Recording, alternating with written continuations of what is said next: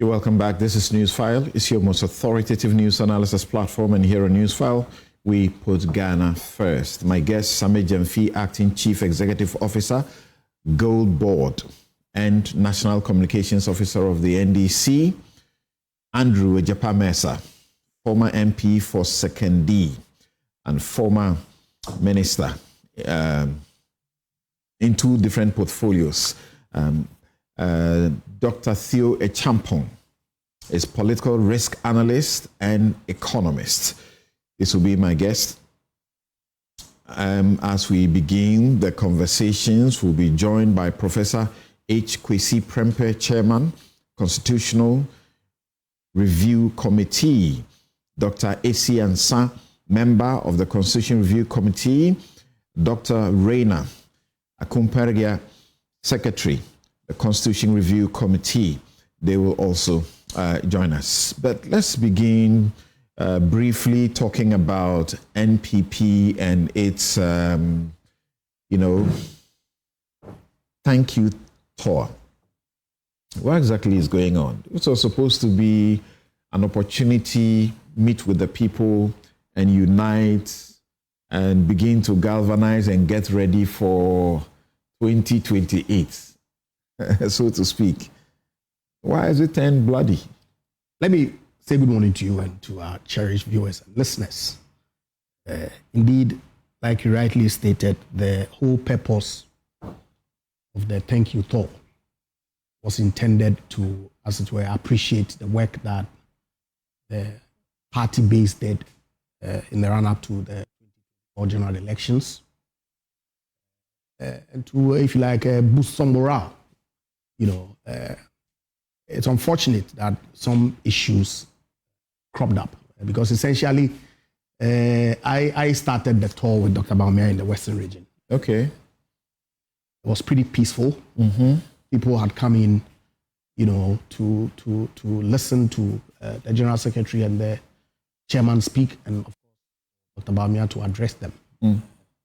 It started on a good note, if you ask me. And indeed, Samson, the motive behind Dr. Bawumia inviting the other contestants, if you like, who contested him during the primaries was an altruistic one. That look, yes, I was a leader of the party into the election, but because we want to send a message of unity across our support base, why don't you guys join me so that we all embark on this tour together? Mm. It turned out that along the line, it became some popularity contest, with people getting supporters, sharing T-shirts and all that to come and cheer one person or the other on. So as you went round, you get to a stop, and then supporters of particular, candidates in the run-up to the flag bearership, yes, will show up, yes, and try to now, that's right, sing the praises of their candidate. Their candidate. Okay. That's what degenerated and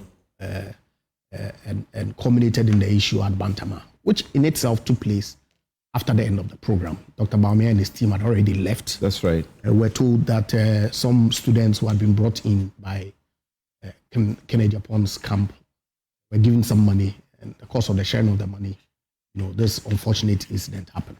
So that indication is that these people were mobilized by the particular candidates to be there. Yes. And so they had to be sort of paid, at least for their TNT. That's why they were...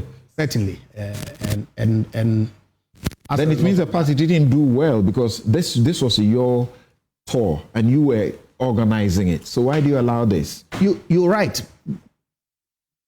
You're right that to the extent that it was Dr. Bawumia's tour, thank you tour, because in the past, President Kufuor went around without Nanado or Professor Dubois. Nanado himself did not go around to thank the people with Alan Chairman. Yeah, I understand that's the tradition. So what changed? Like I said, it was all in the spirit of why don't we all go together as a united front to go and thank Ghanaians, our party base, for the work that they did in the run-up to the election. It just so happened that people felt the need to take advantage of the situation because you're meeting potential. You're saying this was Dr. Bawumia's decision? To invite the other, yes, certainly. He extended the invitation to the other aspirants in the 2024 election to join him to do the thank you tour. It just so happened that if the tradition is that you do it alone as the flag bearer, why this time do you bring all the other candidates? And I'm looking at the letter here and the distribution list. It went to Dr. Awusu Friye, Kennedy Ejapong, Boache Chermantinge Jakon, Dr. Kofi Konedwa Praku, Joe Gate, Francis Adainimo, Kwabena Eje Ejapong, and Kwejo Poku. 8 of them. It will be obvious to anybody that seeing all these people, leaders of our party, on one platform, okay, addressing our party folk, would have sent a clear message that our party, yes, we've lost the 2024 general elections, but we are all united, a common purpose to rebuild. And so this was a miscalculation. How could you not have foreseen this? You could tell me a miscalculation, but I believe that the intent behind it was right, except that nobody expected the popularity contest to rear its head. Thankfully, Mr. Kennedy Japan decided to abort the continuation, and peace has prevailed, and the thank you tour is proceeding, without any hitches. So now is it with only Dr. Bawumia, yes, or the other Dr. candidates? Bawumia and any other candidate, but I know that Kojo Sapwapoku has joined. The rest did not join. I don't know whether he is left as well, but I know that since the chairman left, and that's giving some bad signal. But the reason for chairman's taking a break has been explained. I'm not so sure that he will not join the team again. I left, of course, I'm not a key player in the team, but I intend to join them when they go up north, time permitting, so that I can go and provide some support. I expect that the chairman will join, as the statement that was issued by the communications director. So where are they now? They're supposed to make how many? 15 different stops. You had Western region, Western North, Ahafo, Bono region, Ashanti, Bono East, Savannah, Upper East, Upper West, Northeast, Northern region, Oti, Volta, Eastern, and Greater Accra. And this was to have commenced from the 26th of April through to the 10th, through to the 12th of May, 2025. And this letter was distributed to the candidates, inviting them to join Dr. Bawumia it was sent out to them April 20, 2025. So they finished Ashanti region on Thursday and headed for Bono East on Friday. Today they'll be continuing to Savannah. Sunday would be in Upper West. Monday, Upper East. Right. Tuesday, Northeast, until they conclude Greater Accra from May 10 to 12, and then subsequently Central Region on the 4th. And Dr. Bawumia is taking some backlash as well, that he's beginning to distance himself from the Akufo-Addo regime. I don't think so at all. I don't know who and why they are reading that into the statement that Dr. Bawumia is making. He's stated categorically that history will be very kind to His Excellency Nana Danko Akufo-Addo for the work that he did for Mother Ghana. So really, everything that he said, he referenced the collective, that we did not listen. I do not see how we did not listen would mean that he is throwing His Excellency the President under the bus. Not at all. He has accepted responsibility as a government for the wrongs. Indeed, and in fact, these statements that he's making are the result of what people said during the Michael Kwe process, confirming that we did not go out to vote because we did not like e-levy. Domestic debt exchange was a problem for us. And these are the sentiments that he's re-echoing.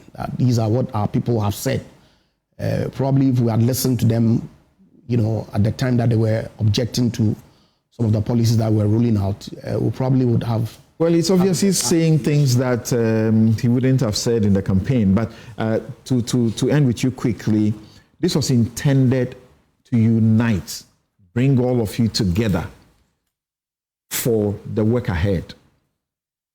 Will it achieve that? I think so. Thank you, Tosa. Thank you, Tos. Okay, there was a dual objective of projecting a united front for the party base going forward. That has not been fully achieved.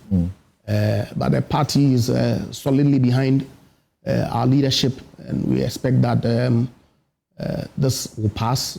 Whatever engagements that have to be made to ensure that the scaffold that took place does not rear its head. All right. So let me get very brief comments from my other guest, and then we get to the next subject, the main subject for discussion. Yes, Sammy. Well, Samson, a very good morning to you. Right. My good brother Japan Mesa and our cherished viewers. What the MPP is currently doing is not a thank you tour. What is happening is just a desperate attempt by Alhaji Bawumia to revive his political career after leading the New Patriotic Party to its most embarrassing political defeat. That is what is happening. And once again, you're having the entire MPP machinery rallying behind him to give him an unfair advantage over persons who desire or intend to contest him in the upcoming presidential primaries. They do a thank you tour after every election. But listen to what the programs they are holding across the country. Who are they meeting? They are meeting their party executives. They are not meeting Kenyans. And what are they telling them? Do you hear any thank you messages? No. We hear Bawumia playing Pontius Pilate, blaming everybody for the embarrassing defeat except himself, attempting to distance himself from the very government that he served as vice president of for 8 years and head of economic management team. Everyone is guilty except Bawumia. That is what is happening there. So for me, what is happening is a charade of a thank you tour. It is just a desperate attempt by Bawumia to revive his political career at all cost. And he's succeeded to marshal the entire party machinery behind him. And that is why Kennedy Japan decided to tag along, gate crash what they had planned to do, and also assert himself as a potential leader of the party.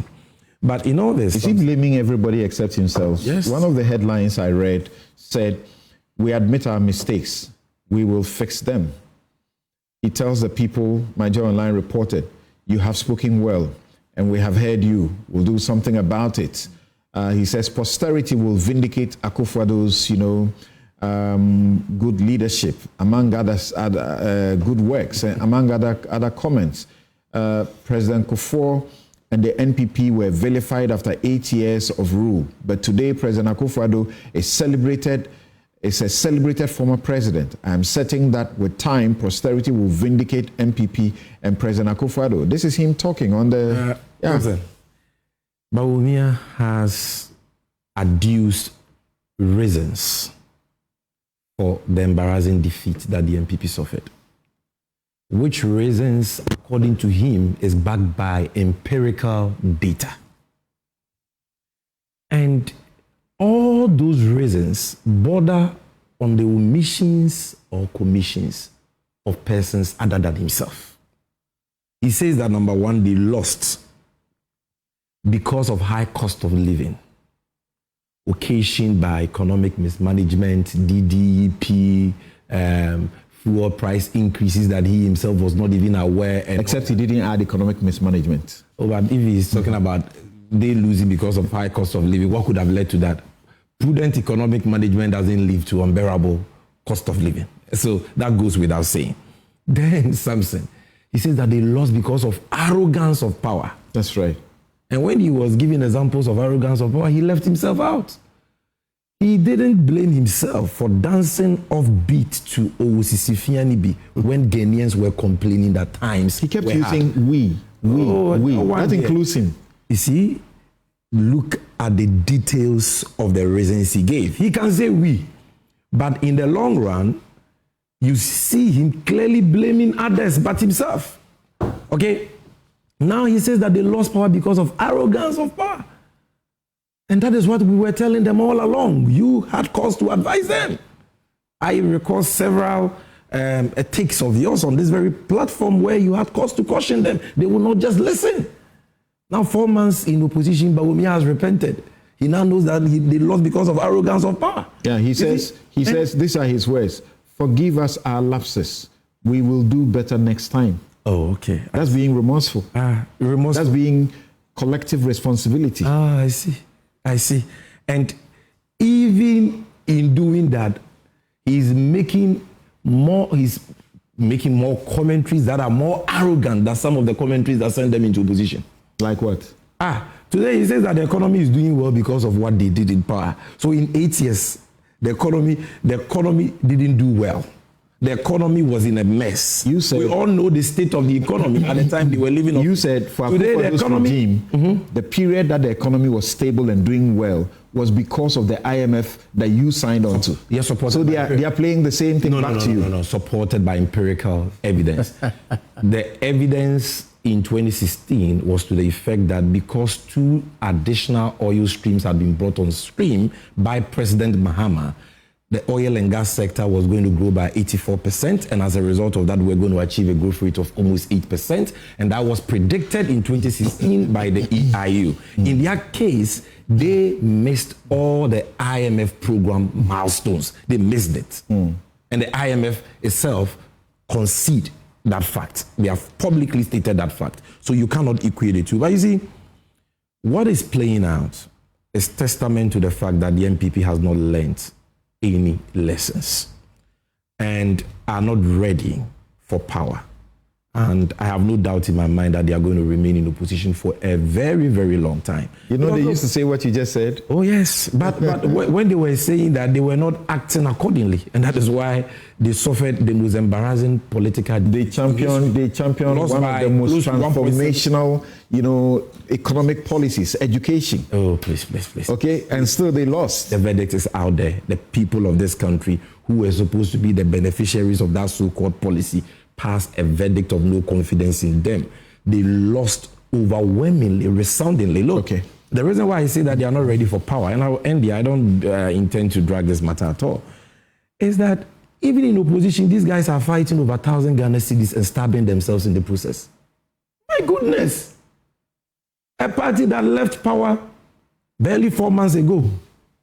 A party that, candidates who were vying for their presidential candidature were distributing money like granite to them when they went for their primaries sometime in 2023, 2024.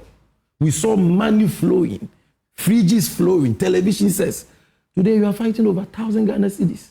And they are so inhumane, so wicked to stab themselves. Now, so if you are a young Ghanaian watching me, ask yourself that even MPP young men in the university, they are stabbing them with knives, butchering themselves.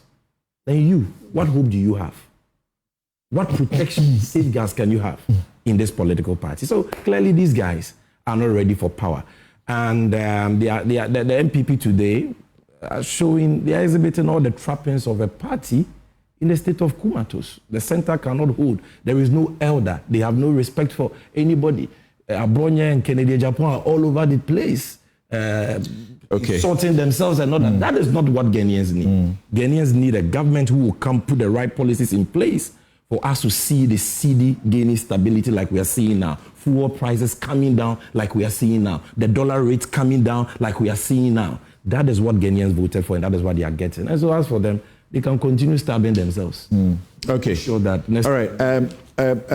You are not that. Dr. Thierry Champong, thanks for joining us. Let me be sure if I have your feed very clean. To the main topic. Yes, good morning. I can hear you. Great.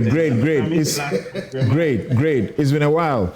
And on this campaign, matters of religion and so on have come on. And I have stumbled on, some of the analysis that have been done. There were as many as 200 236 Christian candidates that were presented nationwide by the NPP. That was like 85.5% of MPP parliamentary candidates. Out of that 236 Christians, 81, that's 33.9% success rate. Out of the 236 Christians who contested on the ticket of the NPP, 156 lost, representing 66.1%. This clearly tells you that the issue of Bawumia not being Christian and that affected them, and so he's not a candidate to be considered, appears to be made up and is not backed by the evidence. If you look at the Muslim, community, they presented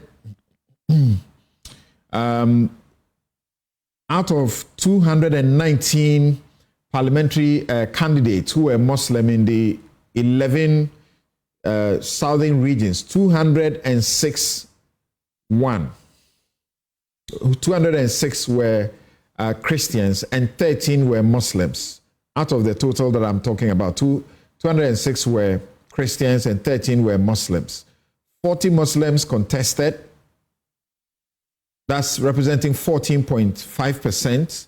Out of the 40 Muslims that contested on the ticket of the NPP, 9 won, representing 22.5% success rate.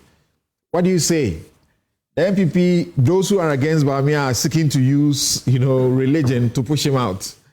The evidence doesn't support it completely. No, yeah, you're very right. I mean, look, the evidence on the religious argument is just complete hogwash. It is, you can slice and dice the data how you want, but you come to a very firm and simple conclusion. The NPP lost the 2024 election not because of religion, but because of the economy. It is as simple as that, right? The issues that you, myself, and several others on this platform have been talking about, from domestic debt exchange to e-levy, and at one point on Newsfile back in 2022, I was among the first people to actually call for the sacking of Oporiata, the finance minister, because I thought position had become, untenable. It is those issues that sent the elephant back into the bush again, and really not to do with the fact that Bawumia, was Muslim and he lost votes in the other Christian regions or even districts. In fact, if you look at the data very carefully and you analyze it by region and by constituency, across the board, MPP consistently dropped or lost votes in all regions. Yeah. And MDC actually did gain some votes in most of the regions, right? And so it cannot be that it is because they put a candidate that was, had a different religious tag than those in the other part of the country. I can tell you that if they had listened and actually run the economy much better than many people had expected them to do, especially after COVID, when the warning signs, were all beginning to show, they would have still, quote unquote, broken the 8. But like Bawumia himself said, it was part to do with the cost of living crisis and part to do with the arrogance of power, to borrow the same words, right? And on the religious card, even in the front of the NDC, they presented 215 Christians. Out of that number, 74 lost. Yes, and even what will be interesting is when you look at where these candidates came from. So you have to look at the district and look at the makeup of those districts. What are the key or core ethnic groupings and subgroupings within those districts to actually do a proper statistical, analysis related to that. But I can tell you, when people are hungry, when people are having to, face with cost of living pressures and inflation over 54%, It is not a question of whether one is Muslim or Christian. That does not put food on the table, and that does not take care of their needs. And the reason why the MPP lost the election is very clear. They lost because they mismanaged the economy. It's as simple as that. Right. And they may make arguments to the effect that, well, that is not true, blah, blah, blah. But the warning signs had been there all throughout, that they had to take or make course correction. Other than that, Ghanaians were going to punish them, quite seriously. And you can again see it, even in Bawumia's thank you tour, right? So yes, Meta says, and I agree, these tours are not new. We've had them in the past. The candidate did not take the other ones along, and they are trying to convey a message of unity this time around. But what we are seeing on the tour also shows that, look, there is still pain and there's still anger, right, amongst the hierarchy and amongst the grassroots, going back to the fact that we're not happy with the way you manage the state of affairs. And this has, fundamentally affected the fortunes of the party, going forward. And so suddenly you're even seeing other new aspirants. I think this week we saw a post from Educhum, right? Subsequently was deleted, more or less intimating that maybe, he may be, putting his hat in the race, and subsequently other people as well. Tell me about this. Does it not look like a very credible candidate to you that if he put himself in it, he could make a good, a good showing? I think he has what it takes. I'm sure there are other people too that have what it takes. I am sure Bawumia himself would want to go again. It is not for me to judge. It's for the people that belong to the party to make that decision. All right. But the point I'm trying to make is that the fact that other people are even intimating of putting in, a bid or a run, and the fact that these issues are happening on the tour shows me that there's still a lot of anger and there's still a lot of pain, and they want to change things. But the way you want to change things is not because of religion. You've got to fundamentally address the issues that sent you to opposition, which Michael Kwe and several of us, had indicated way earlier. So for me, look, they have to own up. Okay. They have to apologize to Ghanaians, not just to their party people. And they have to address Traditionally, it is the flag bearer that does the thank you tour. What do you think went into the thinking of Dr. Bawumia to say that let's invite all other 8, flag bearer candidates to join the tour? And it obviously has not helped. Wouldn't you say so? Yeah, I think strategically, the thinking would have been, okay, let's bring all the people along, carry them along, show a sign of unity or sort of a coherent front. But the fact that it's also coming in just 4 months after a major election loss. I mean, let's put things in context. This is the most significant loss that the party had suffered going all the way back to 1992 and 96, right? So there's a lot of, call it open wounds, a lot of sore terms around that would have to be addressed. So I see where the Dr. Bawumia wanted, or what he wanted to do in relation to sort of showing that there's a sense of unity among the rank and file of the party. But I think what we have also subsequently seen really is reflective of the fact that some people and several people are not happy.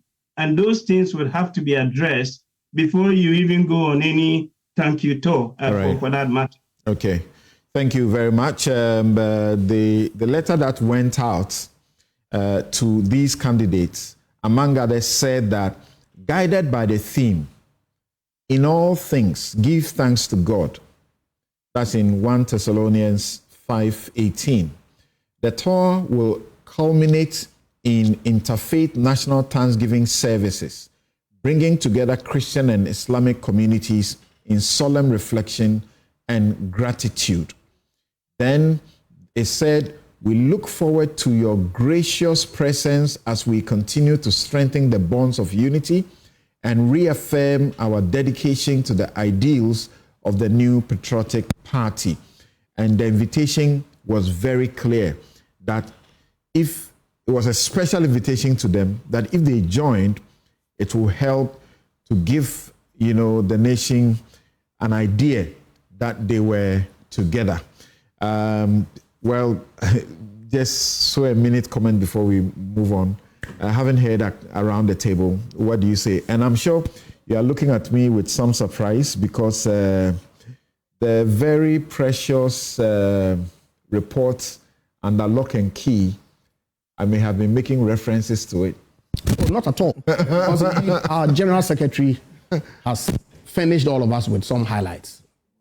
And I associate with the comments that were made by your champion. I mean, that's exactly what Dr. Bawumia and the General Secretary have been re-echoing throughout the engagements that they're having with our party base.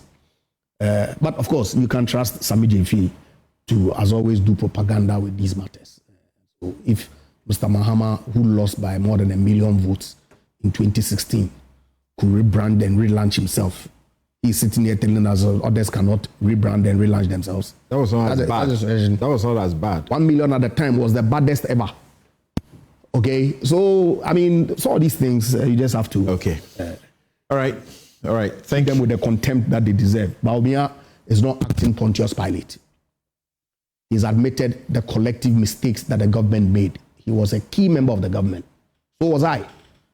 Okay, and indeed, if you listen to him quite closely, there's no way that anybody can conclude that he's running anybody under the bus and claiming to be not responsible for the actions. Okay. Outcome of the election. Thank you very much. We take a quick break. We'll return to ask the question whether President Mahama will grant the demands of the NPP. They are going on a demonstration, and the demonstration is that save the judiciary.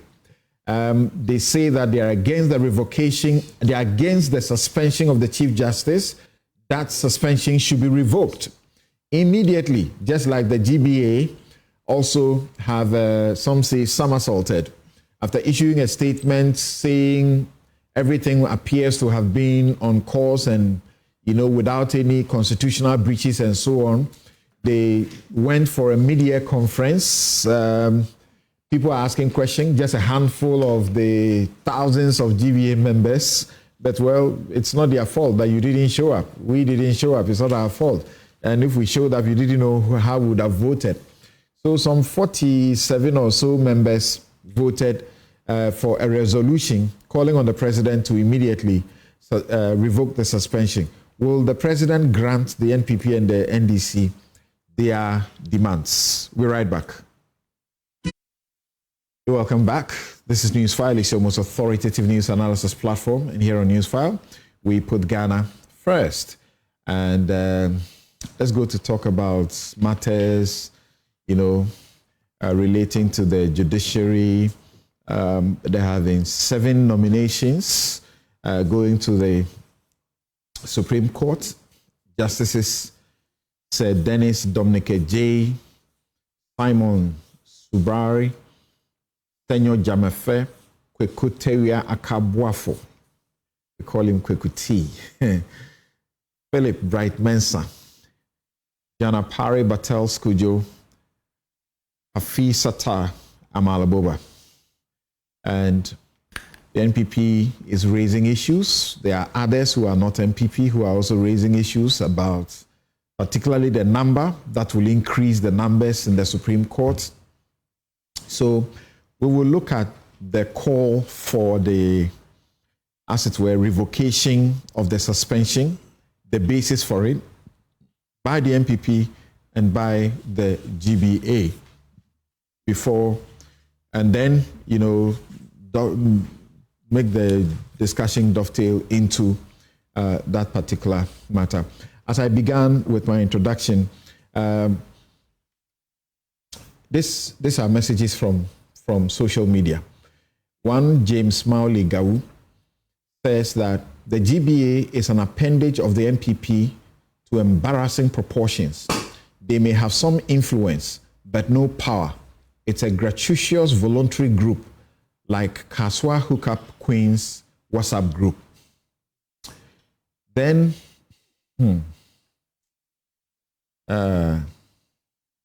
Professor Rasford Jampo says that Tadio Sore, Professor Kuku Azar, and Professor H. Kwesi Prempeh, who have written to expose the hypocrisy and the unconstitutional stance of the 33 GBA members, are legal brains, not legal legs. The brain is the most important. Then he continued and said, a Ghana Bar Association, that only speaks when one particular regime is in power. And a Ghana Bar Association whose position on a legal matter cannot be found in law may soon be called a Ghana Chop Bar Association if it does not repent. Professor Kuku Azan says, to the resolution of the GBA, no GBA, the suspension is not unconstitutional. And yes, your statement is prejudicial. Then he gives reasons why he thinks the GBA is wrong. Oliver Bakavomawo also makes a comment and says that, among other things, that, okay, so anyway, and several other people on social media have been calling the GBA names. Yapa? Yes. It's unfortunate why we have elected not to practice politics of principle any longer in this country.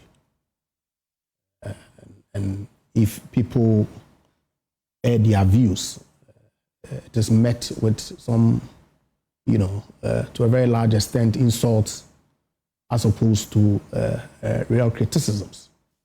Okay. So I really don't understand why we've gotten to that point, but that's what it is.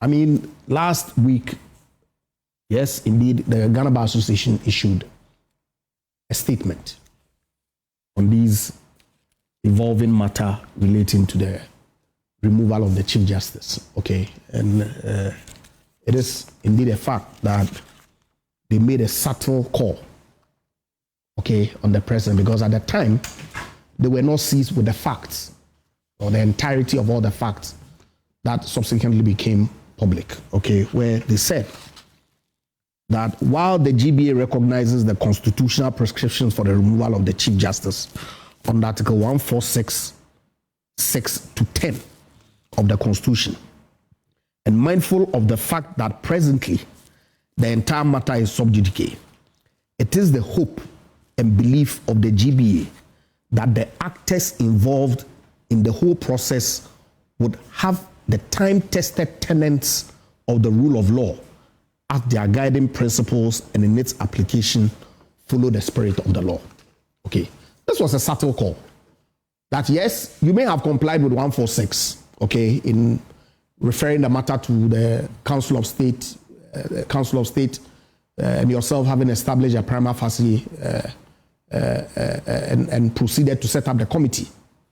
But we expect that you'll be guided by the spirit of the law in all the dealings with respect to this matter.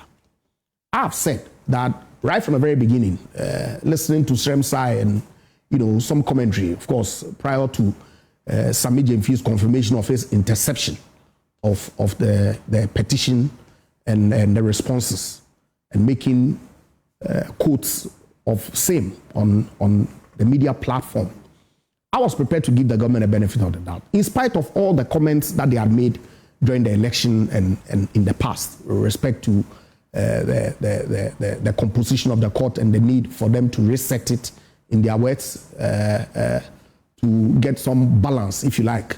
I was prepared to give them the benefit of the doubt because, after all, the Chief Justice is not above the law. And quickly, you're saying that until Sammy Gyamfi spoke, yes, like until he spoke, a week ago, yes, you had not heard anybody try to say that these are the content of the petition or responses. I didn't hear anybody make reference to them. You watch Good Evening Ghana? Do I watch Good Evening Ghana? Every now and then I do, yes. You do? Every now and then, yes. But they had published like a week before. That what? What was supposed to be the content in full detail? In full detail, including the Chief Justice's responses. I didn't hear them. Okay. Well, Sammy Gyamfi was the first person that I heard him speak on. Really? Yes. Okay. That he said he had intercepted, and he's here, the responses and made some commentary thereof. I, in all honesty, hadn't seen the Good Evening Ghana. I had a copy long before Sammy Gyamfi was heard. I did not. Referring to that's the it. part of the not a problem report. At all. Yeah. My point is that I was prepared to give government a benefit of the doubt. Okay. But when I heard comments with respect to some of the responses that the Chief Justice had made, subsequently I read a post that Diana Badapa had posted. I said, let's hold on a minute. Really, is it in furtherance of their avowed position to, as it were, change the composition of the court, the reason why they are doing this thing? Thankfully, subsequently, we also saw the full publication of the petition and the responses that the Chief Justice had issued. Coincidentally, 2 days or so after that, the Ghana Bar Association then held its media conference, at which time they were seized with the full documents that relates to the attempted removal of the Chief Justice. And Samson, I'm not so sure whether you, having read the petition and the responses of the Chief Justice, you would agree that a prima facie case had been set for which a committee has to be put together to, as it were, go into the merits of the matter. I did not get that sense when I read it. And so it affirmed my belief and what was out in the public domain, that this was nothing but the, concerted effort, preconceived, to remove the Chief Justice. Okay, and in doing so, they had not complied with the 4 tenets of the Constitution. Okay, and so when the statement came, so preconceived such that all the petitioners were procured by, say, the president. I don't know, but it won't be far-fetched at all. So that the petitioners, the claims they are making were made up. I'm saying that it will not be far-fetched. That, of course, the police officer who says he was arrested and detained unlawfully, all of that would have been made up. Is that what you're saying? I'm saying that it will not be far-fetched. Okay. The Chief Justice has responded. We've seen her responses. I'm not so sure whether a prima facie case has been made out for a committee to be set up to go into the merits of the matter. I'm not sure. Okay. Okay, and I believe that many people who have read have the same view. Okay, we in the MPP believe firmly that this is nothing but a concerted effort by the NDC government to further their objective of removing the Chief Justice and nothing more. And thankfully, the Ghana Bar Association, when they issued their statement following the full publication of the document, I believe have come to that conclusion as well. Hence, the statement that they issued calling on the president to revoke the suspension. Okay, and I believe strongly that it's in order. The call is in the right direction. His Excellency the President should act and revoke the suspension and let the processes continue. But let's be clear, did the GBA say that the petitions were frivolous and that they could not meet a... Well, it is not for them to say, but clearly on the suspension of the Chief Justice, which flowed from the petition and the committee... That's their substantive concern. That's their substantive concern, and I agree with them entirely. Okay, I hear people suggest that the decision in Ransford, France, okay, has dealt conclusively with the matter of the exercise of discretion, and that non-publication of regulations in themselves does not invalidate the decision, okay, to as it were, exercise the discretion in a certain manner. I do not think so at all, okay. Ransford, France was clear to the effect that, yes, regulations are required. However, to the extent that the Electoral Commission has not done so and have proceeded to create the new constituencies, the court will not invalidate it, but proceeded to encourage the authorities to put in place regulations that will govern the exercise of discretion under 296 of the Constitution.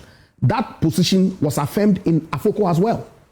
So to suggest that this matter, which is not a mere administrative act, which is one that is unique, there is no need for regulations to guide the exercise of that discretion. I completely disagree.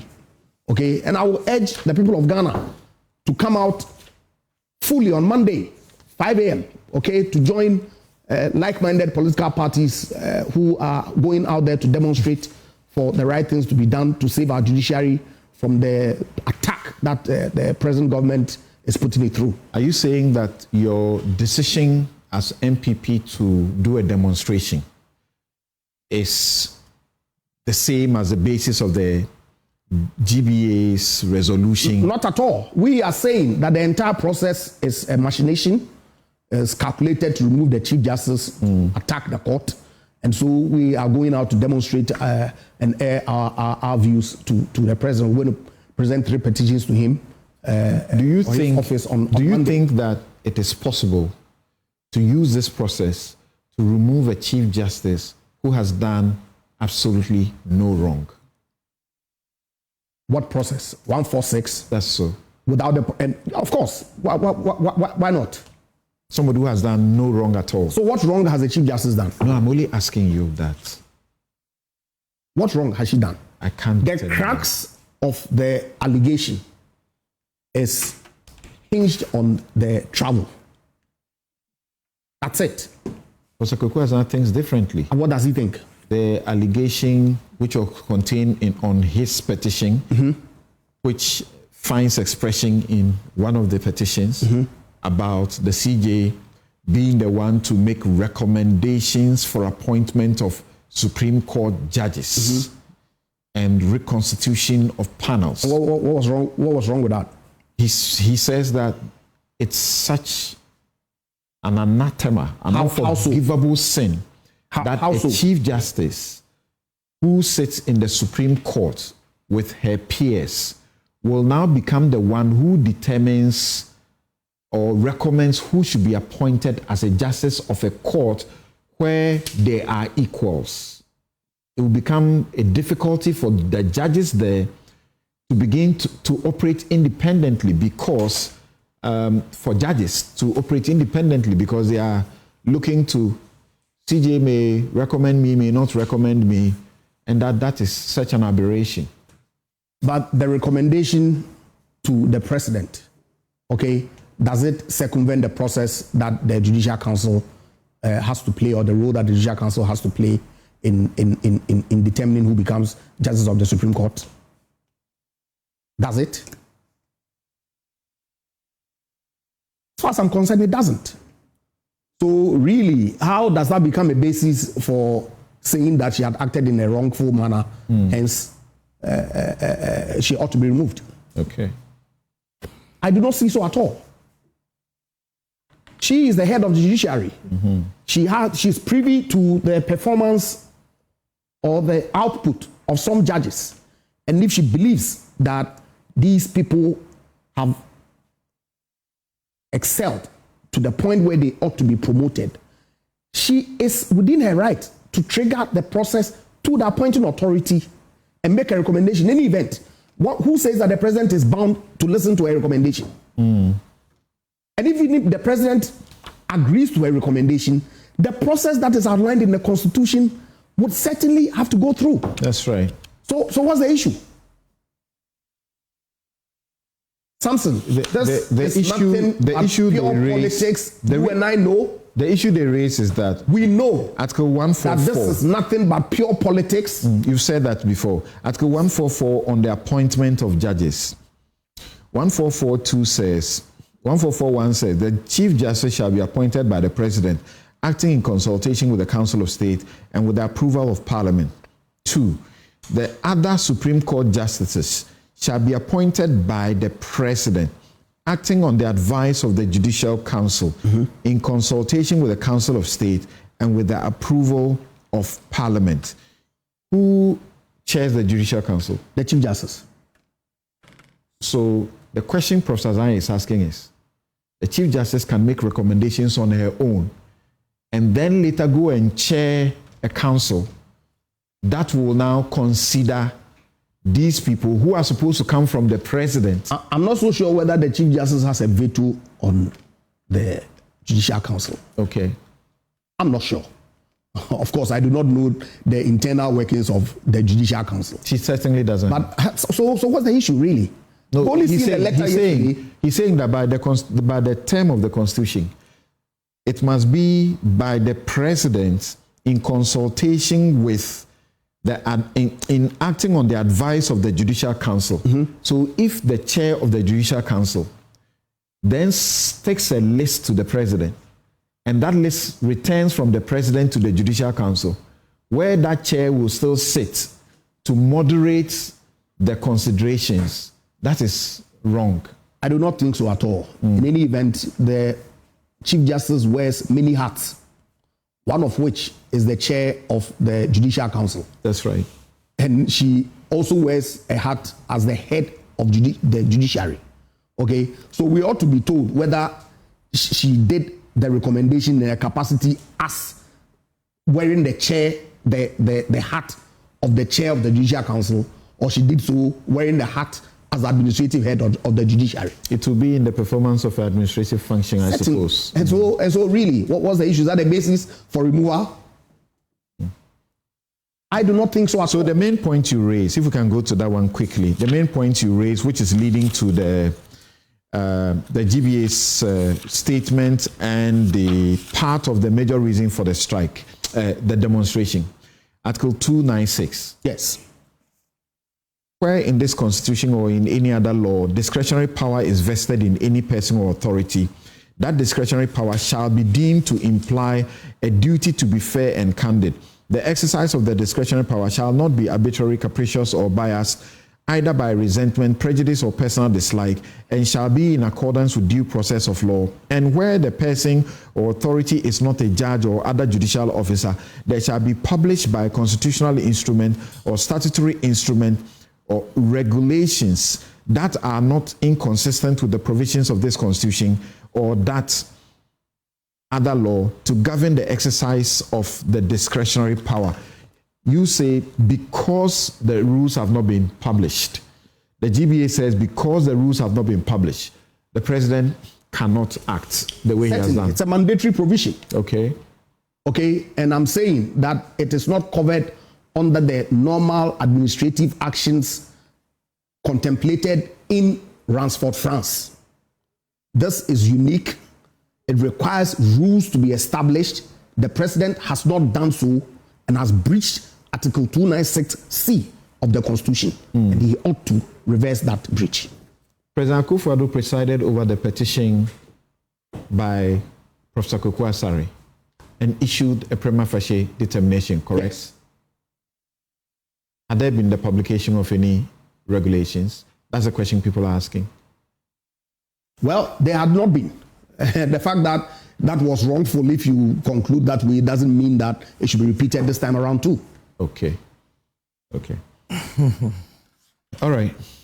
So you want to take a quick breather here? Sure. Okay. So how do you respond to that? Well, that's a germane issue. It's a constitutional injunction. Thank you very much. He's spoken for well over 17 minutes. And I didn't know you had a time or two. No, he's spoken for 16 minutes. You may not speak for the same minutes. Go ahead. Oh, I may speak for more. Well, Samson, they are raising the issue, so I had a lot of questions for him. I may not have same number of questions for you, so he may not drag. Thank you.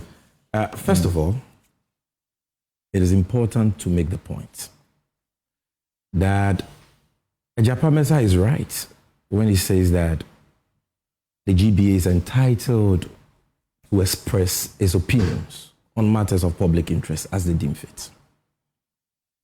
But what he fails to acknowledge is that the GBA is not the only institution entitled to express an opinion.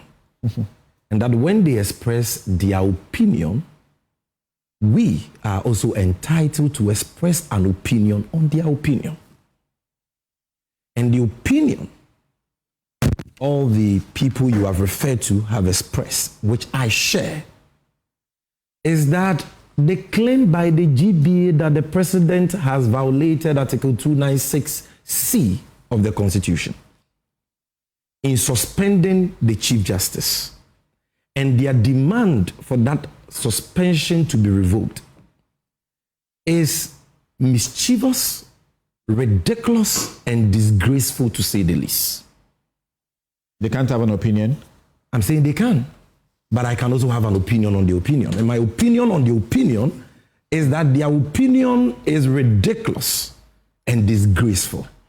It is not born out of the law, but it is born out of their own determination to always re-echo the false and contrived narratives of the New Patriotic Party. And what they have done is to expose their true colors. Their true colors as an appendage of the New Patriotic Party. A group of people who always lose their voice when the NPP is in office, but quickly gain their voice when the NDC comes into office. Where was the GBA when President Akufo-Addo, in reliance or in accordance with Article 146(10), suspended, in fact, Article 146 suspended Justice Derry and 3 other justices of the High Court? The same constitutional provision on the basis of which the president, acting in accordance with the advice of the Council of State, has decided to suspend the Chief Justice is the same constitutional provision that President Akufo-Addo relied on in suspending not 1 Justice of the Superior Court of Judicature, but 4. Where was the GBA? Where was the GBA when a court of competent jurisdiction was attacked and a pregnant judge molested in the process by hooligans belonging to the New Patriotic Party? Did they even deem it necessary to issue a statement condemning the said attack on a court of competent jurisdiction and a pregnant female judge? Today, President Mahama is in office, so they have suddenly found their voice. This is what you call odious hypocrisy. And the barrage of criticisms, the condemnation that they have received since they issued that hogwash statement is testament to the fact that the people of Ghana have lost respect for the GBA. Look at how they have been made a laughing stock on social media and on all media platforms. Lawyers and non-lawyers ridiculing them, pointing at their hypocrisy, their duplicity. And I feel embarrassed to be a member of the GBA, and I don't think I will ever pay my GBA dues again, because it is embarrassing to be part of this association. But you see, Samson, let's now go into the meat of the matter. President Mahama did not wake up one day to suspend the Chief Justice. He didn't wake up one day and said, look, I don't like the Trutekono, so you are suspended. This country is a democracy governed by the rule of law. And if our democracy will thrive, then we must uphold the rule of law and commend those who uphold the rule of law. The president was sitting there somewhere, as we usually say in our country, when 3 petitioners brought petitions to his office for the removal of the Chief Justice. These petitioners are not his family members. These petitioners are not his party members. These are ordinary citizens of Ghana who say that they are aggrieved by the unlawful conduct, alleged unlawful conduct of the Chief Justice. Persons who say that they have been victims of alleged acts of injustice by the Chief Justice. They brought petitions to the President under Article 146 seeking the removal of the Chief Justice. What was President Mahama supposed to do? What was he supposed to do? Throw the petitions away or ignore the petitions? When he has sworn an oath to uphold the Constitution, and a violation of that oath can even lead to his impeachment from office. Was he supposed to ignore the petition because Getrutokono is above the law? No, he was not supposed to do that. He was supposed to act in strict accordance with Article 146. And 146 says, when you receive a petition like that as president seeking the removal of a Chief Justice, you shall, mandatory, in consultation with the Council of State, determine whether the petitions disclose a prima facie case. And that is what President Mahama did. He wrote to the Council of State, informing them that he intended to forward the petitions to the Chief Justice. He did so. The Chief Justice responded, filed a supplementary response. The President put all those responses together and forwarded the responses to the Council of State.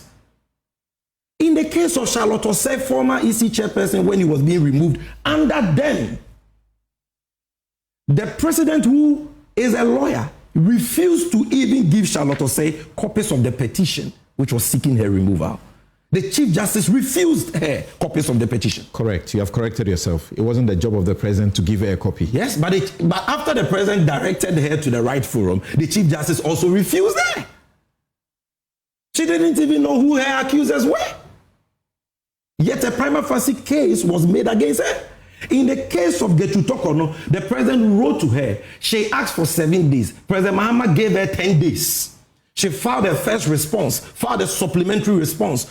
The Council of State had the benefit of her responses before advising the President that the petitions disclose a prima facie case. 30 out of 31 members of the Council of State. And we are talking about the Council of State, not NDC Functional Executive Committee. But the NDC people. And the NPP people on the council. That council is made up of some of the most respected people in our society across the political divide. Some apolitical, some retired justices of the Supreme Court. 30 out of 31 said that the petitions disclose a prima facie case.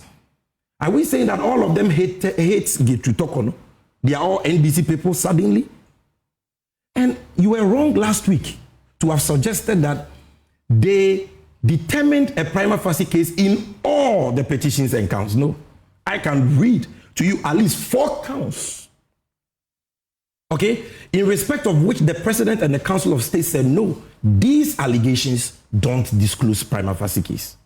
Oh. I can show you 4. So some of the petitions did not survive? Yes. Okay. Because some of the petitions had multiple counts. So you see, when people like you mean some of the counts didn't stand? Yes. No, that's not what we are talking about. We are talking about the fact that all 3 petitions succeeded. There were petitions, some of the petitions were grounded on just 1 count, 1 allegation. Okay. Some of the petitions too were grounded on multiple allegations. There was one that had 21 plus another 4. And in some of the allegations, the President, 4, I can tell you, 4, the President said there was no prima facie case. So this is not a President who is on any vendetta agenda. The President has shown to be very consistent when you... Which petition is this didn't get all the grounds I have refused to publish these things because I think that the President should have released the prima facie decision on those petitions, and it would have silenced some of these people who are just... Does the CJ have a copy? Has she requested for a copy and she was not given? Is she supposed to request? She's a judge. When she heard in the news that petitions had been brought for her removal, she requested for copies of the petition. So when she was informed by the President that he has, in consultation with the Council of State, determined a prima facie case against her, why hasn't she written to... If I go to a court... And if she writes... If I go to a court and a judgment is made against me... You go and apply for the judgment. No, it will be read to me first. Then if I want, I apply. So why hasn't she applied? Or has she applied and she was not given? When I did, I can tell you. When look, I did the Loretta Lamte case, let me tell you, the CJ gave us there was an a copy of the prima facie determination. Daniel, so we knew what made the prima facie. This is the petition of Daniel Ofori, count 12 and 13. It deals with the dismissal of one Mohamed Musa, a deputy chief registrar, High Court Tamale, and one Richard Bwedi Echampon. The petitioner alleges that the dismissal violated the provisions of Article 151 of the Constitution. Findings: the petitioner has not established a prima facie case regarding these allegations. The documentation provided by the Chief Justice shows that the appointments were terminated on the advice of a committee set up to investigate the complaints against them. Should I give you more? Look, let me give you more. There was an allegation that the Chief Justice had interfered in the execution process of the Kaswa of Anko District Court in the case of Robert Sawai okay, operating under business in blah, blah, blah, the finding a prima facie case has not been made in respect of consisting. The petitioner did not state when judgment was given, when the execution process commenced, or even the nature of the execution that the Chief Justice allegedly halted. Fair enough. This was a fair exercise of prima facie determination. They didn't just wake up and said, you brought petition, there is a prima facie case. 30 out of 31 members of the Council of State said there is a prima facie case. And the president said, I agree.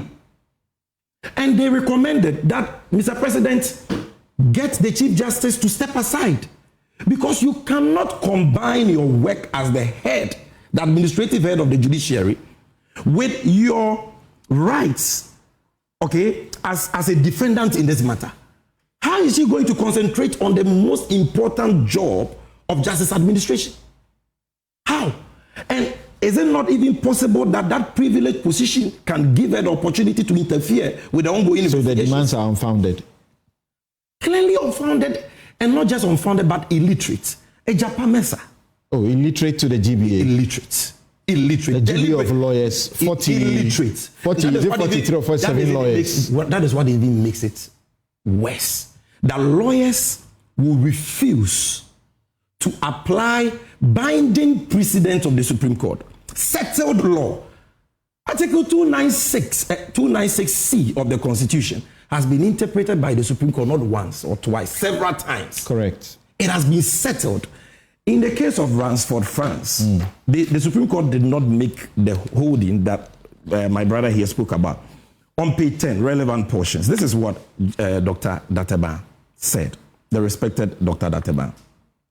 He says that we therefore, the relevant portion, such an expansive literal interpretation, the interpretation that once regulations have not been published, then that the exercise of discretion is invalid. It says such an expansive literal interpretation will lead to a grave mischief. It will lead to a nuclear meltdown, so to speak, of government, as we have known it since 1969. It will be thoroughly impractical for public officials and agencies in general to publish regulations governing their discretions before they could exercise them, on pain of invalidity of those discretionary decisions.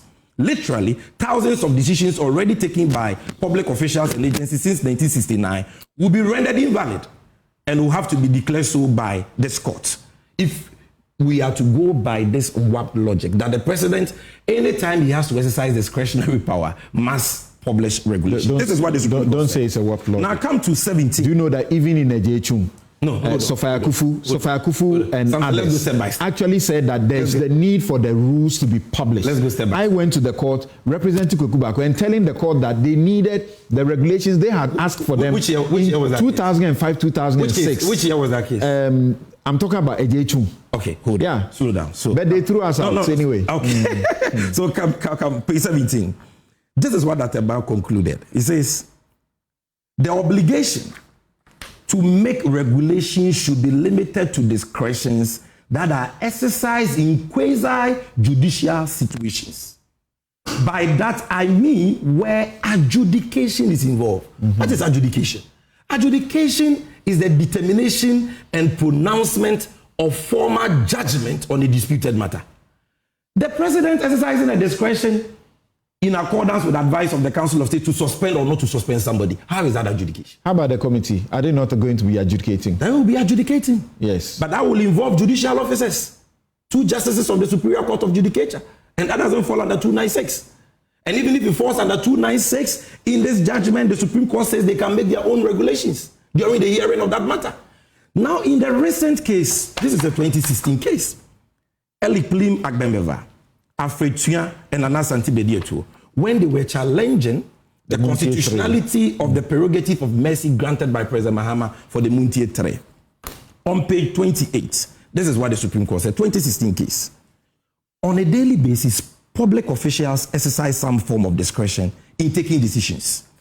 It would be inconceivable to suggest that in exercising such discretionary power, regulations must be published beforehand. Such absurd, these are the words of the Supreme Court, not Sammy Gyamfi. Such absurd and unreasonable expectation, GDA, listen, such absurd an unreasonable expectation could not be attributed to the framers of the Constitution. Having regard to the wide executive powers conferred on the president by the Constitution, it would be literally impossible for him to function if he were to go to Parliament with an instrument to guide him in taking discretionary decisions. Thus, the Constitution has inbuilt mechanisms to guide most presidential actions, whether in consultation with or on the advice of or with approval of. And once the president acts in accordance with the particular constitutional mandate, as in the instance, he is not required to comply with Article 296C. Thank you. No. That's a perfect place to stop. No, don't stop there. They go on. The safeguard under Article 72 is the consultation with the Council of State, which seems to have been satisfied per Exhibit AG3. And we do not have any evidence that the Council of State was in any way unlawfully influenced in its opinion to the president, which will undermine the exercise of the discretion.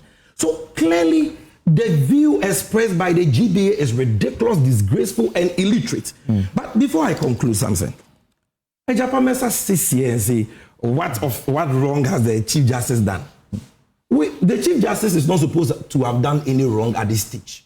Prima facie determination is not a determination of wrong, is it? You are a lawyer and you are speaking like this. What the president needs to determine is whether or not the Chief Justice has a case to answer, whether the petitions against her are not frivolous.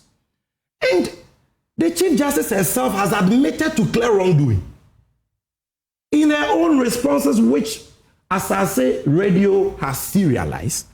The Chief Justice says that she decided, in fact, her words, you remember the words she used, I opted to use my official travel privileges for a private travel. You go on a private vacation. A private vacation. Samson Anyenini was not aware of this. She would have petitioned for Getutokono's removal. Because when Loretta Lamte used state funds, 182,000 cedis on her private residence, you and your client, you got President Mahama to sack her. This woman carried state funds to sponsor her daughter and her husband on a private vacation and pay them per diem. You are sitting here saying, what wrong has she done? She has admitted. The suspension is discretionary. And the president could have exercised the discretion otherwise. In Loretta Lamte's case, once the prima facie determination was made by Georgina Wood, we then had to petition President Mahama again and ask him to exercise his power under 146 to suspend her because there were witnesses we wanted to call from Shraj. And while she was there, it would be difficult for us to call them. They would not cooperate. There were documents we needed from Shraj. And whilst he did. He did. And that Loretta Lamte was appointed by Atta Mills, right? Correct. When Joe Mahama was vice president, and yet he suspended. So some of you should even be the ones leading the charge. We asked for it, and we gave a reason why she should be suspended. What's the reason in this case? That the petitioner must ask for it. The Constitution says that once the Council of State advises that he must be suspended, the president acts in accordance. No, you see, read that provision very well. And I've read Senior Tadio Sori's argument on that matter, and I agree with Tadio Sori. That provision, when construed as a whole, is not discretionary. Really? It's not. Because it says the president may, acting in accordance with the advice of the Council of State, suspend the Chief Justice. Let's read it. Let's read it. 146 clause 10. Where a petition has been referred to a committee under this article, the president may, in the case of the Chief Justice, acting in accordance with the advice of the Council of State, by warrant signed by him, suspend the Chief Justice. The president may. He may, but he says acting in accordance. What does it mean? It means that the president has a discretion to suspend the Chief Justice or not to suspend him. But he cannot suspend the Chief Justice without an advice from the Council of State. When there is advice, is binding. He must act in accordance. You see, okay. The GBA versus Attorney General case. I get that. Look at the operative words. I get that. On advice of. I get that. This is not on advice of. This is not in consultation with. This is in accordance. But assuming without admitting that it is even discretionary. Okay. The president says, I agree with advice. Your point is made. Look, and before I end, just one second. This woman has been accused by a lawyer and a senior police officer for tampering with court documents, falsifying search reports. Okay, can we pause here? No, she's been accused of doing that. Let's avoid. I'm choosing my words. Let's avoid the situation avoid of what? prejudice. This man was sitting here asking you what wrong. I'm telling you the wrong. The GBA's earlier statement cautioned all of us. And you're a lawyer. He's also a lawyer. They have turned around to prejudice the very matter they on their suspension. On their suspension. Yes, they are prejudiced. Thank you. But my point is that let me just give me a very comfortable land. My point is that we are talking about serious allegations. Okay. In some cases involving a lawyer who, in his opinion, has been wrongfully imprisoned, incarcerated. And the Chief Justice ordering an officer of the court to falsify court evidence. Please, okay, thank you, Sammy. And you want this, Sammy, thank you, hold it there. Thank you very much. Thank you very much. Now, thank you. Okay, so now let's bring in the political risk analyst for a brief view, non-lawyerly kind of view around this. Yes. So, what do you say, Dr. Theo Champong?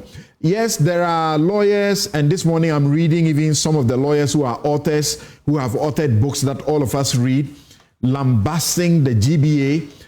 They are actually calling that thing they did as unconstitutional in trying to pronounce on a constitutional process and so on and so forth. There are lawyers all over who are talking, and there are ordinary members of the society who are also criticizing the GBA, and it would appear that it is only the NPP that supports what the GBA has done. Where you stand, what do you say about this process? Should the president heed to the call for a revocation of the suspension? He has power to do so under the same law. Yes, he has power, but I would say no. I know for a very simple reason.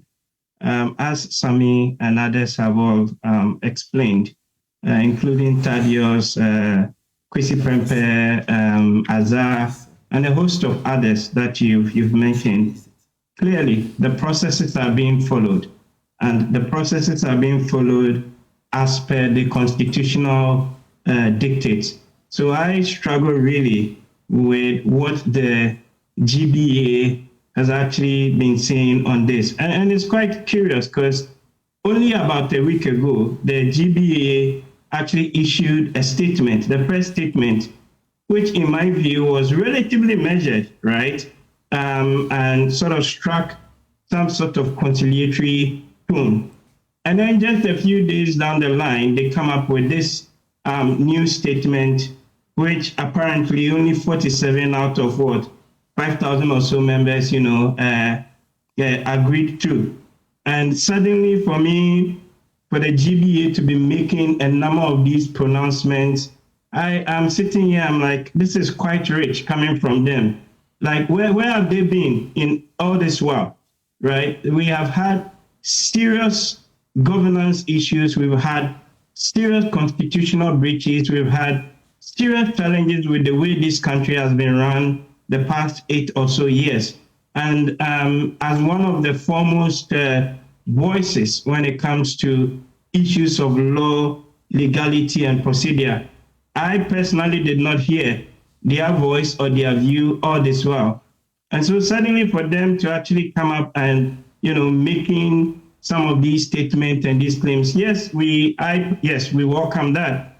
But I think you cannot, take out the optics and the politics also of what they are doing from this. On the legality or the legal aspects of things, you lawyers often will talk about fidelity to the law and fidelity to the procedure. Correct. And when I read the statement, the second statement that came out, and remember in that statement, they are not only talking about the Chief Justice, they mentioned Galamsey, they mentioned Boku, Abdulkamanov, and all those things. But specifically on this Chief Justice's issue, I read that and I am asking myself, on what authority are they making these arguments on the said revocation? Because clearly, all the other people that also are members of the GBA, but are also respected, voices when it comes to public law and when it comes to jurisprudence, when it comes to constitutional issues, clearly have taken a position which is contrary to what the GBA, right, is saying. So I am really honestly a bit saddened, and I'm a bit also worried that suddenly the GBA has found its voice, and the things that they are saying, particularly in relation to this issue of the Chief Justice, doesn't really hold up, to water if you subject it to even the strictures of the law, as others have argued. So I don't agree or support the so-called call for the revocation, as they are saying. The president is following the process. Nothing so far indicates that anything untoward had been done. In any case, if the GBA thinks that what the president is doing is unconstitutional, why don't they go to court? They should challenge that in court so that the matter can be settled. But I think that if the issue even went there, they will struggle to prove the case. And it is, for me as a political observer, just looking at all the legal arguments, looking at the optics around it, it is quite clear to me that what they have put out, that statement, has a tint of politics with it, and we must speak truth to power around is it fair? Is it fair to accuse the members who attended the mid-year conference? We are told there were how many? 52 lawyers who took part in the passing of the resolution, and 47 of them voted in favor, while 5 voted against. Or is it that they abstained? Yes, you said 5,000 members. I suppose we are far in excess of that number. The statement issued earlier was issued by the council with the approval of the council. But this is now like an AGM. It's a mid-year conference.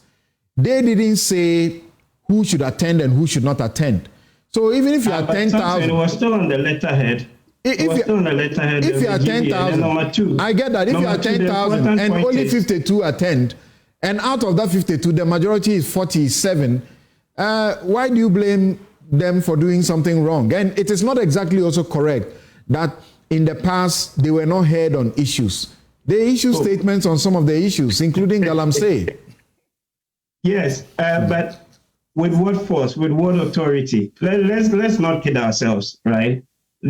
I have followed and I'm like you as well. I know you're playing the devil's advocate, I understand. But we have been in this country the last 10 plus or even 15 years, and we have seen the force of power and authority that the GBA used to convene and action certain things vis-a-vis when different political administrations were in power, right? And specifically on this one here, the header on the statement is resolutions of the Ghana Bar Association, passed at 8. It didn't say resolutions of 47 out of 5,000 or so members. It carries the authority, in my view, of the Bar Association. In any case, my question is, if you go for a conference and a certain number of your people attend, in this case, quite minimal, what are the rules when it comes to the GBA regarding how you actually report, right, those outcomes? Because in the statement that we read, it was subsequent to this statement that we even heard that there was only 47 or so people that passed this resolution. But you read the statement on its face, and it says resolutions of the Ghana Bar Association. And at the bottom and of all of those issues, it's also signed by Mrs. Ifuagate, National President, and Kwekuja Obafo, National Secretary. And it carries the force and the authority of the GBA. So I don't agree with those who seem to try and make the argument that, it's not, what do you make? Point is, let's move on from there quickly. What do you make of the new lists for appointments to the Supreme Court? What do you make of that list? There are suggestions that, well, the NDC was against increasing the number beyond 15 or whatever to 2021, which Chief Justice Tokonu had advanced reasons, the Attorney General had advanced reasons why there was a need to improve the numbers to, is it 2021 or so. And so 2 people were nominated who went through a vetting.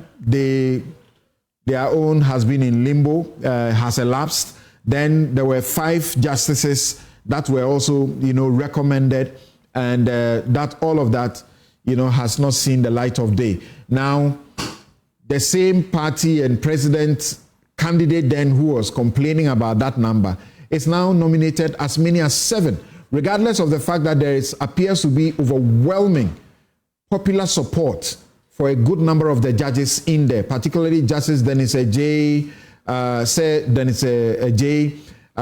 Gyamfi and Akabuafo. Yes. Yeah, you're right. I mean, I have two takes on this. One on the caliber and the people going there, and then the more substantive issue which you raised is, the placing an upper limit on the number of justices that we appoint to the Supreme Court. If you look at the people that have been appointed, clearly they are experienced hands. They have worked through the process all the way to the Court of Appeal. And I think their appointment would enrichen the quality of jurisprudence in the country. And personally, for me, 2 names particularly excite me, right? I am not a lawyer, but I follow some of the legalese and all of the things that go around. Said Dennis J. and then Justice Akabuafo. I happen to have actually read the judgment that Akabuafo delivered. Was it the Atuforcing case? He was the lead author on that. And I couldn't help but admire the brilliance, right, with which he wrote that judgment. And I see a bit of Justice Datiba in him when it comes to, the logic and the jurisprudential issues that he raises. As a researcher, you may have heard about the name Lord Denning, right? Yes, Denning one of Lord English, Denning, yes. English's most celebrated judges. Yes. Akabuafo within the legal fraternity, among us lawyers, we call him our Lord Denning. Okay, so I'm not surprised. I am only likening him to Datiba, just having followed Dana's jurisprudence over the period. But I think he's going to really enrichen the bar. Okay. Same with Dennis Ajay and all the other Gyamfi, but these are the ones I personally have read and I know. All right. On the substantive issue of the limits, this is where, again, I think we have an opportunity through the Prempe-led committee, the Constitutional Review Committee, to fix. And I need you guys to be quick because they are coming to the studio right now. So be quick about that. Okay, so we have a fantastic opportunity to fix this. Let the debate go on, but we need an upper limit on the number of justices that we appoint. We cannot continue playing the political game of just appointing and appointing, and it is going to actually hurt administrative efficiency. Higher numbers does not necessarily translate into improvement in governance. Remember Akufo-Addo, we, in the early days, he did 120 ministers, and we all complained and said that it wouldn't work.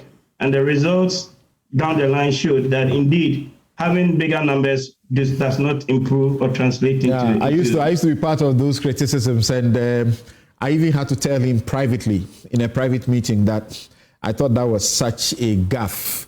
But he gave some explanation. He was in a hurry to get things done, and the civil service was broken, and so he felt people must have a handle of each part and run with it quickly. Unfortunately, the results didn't appear to support it. Yes, Ejapa Mensah, what's the hue and cry about the nominations? And I'm even hearing from amongst people in the NPP, like Afenyo Marking, suggestions that this is an attempt to pack, and some have made comments to say, Dennis Miracle said, Abuaji, that all of them, they will be dismissed in a future NPP government.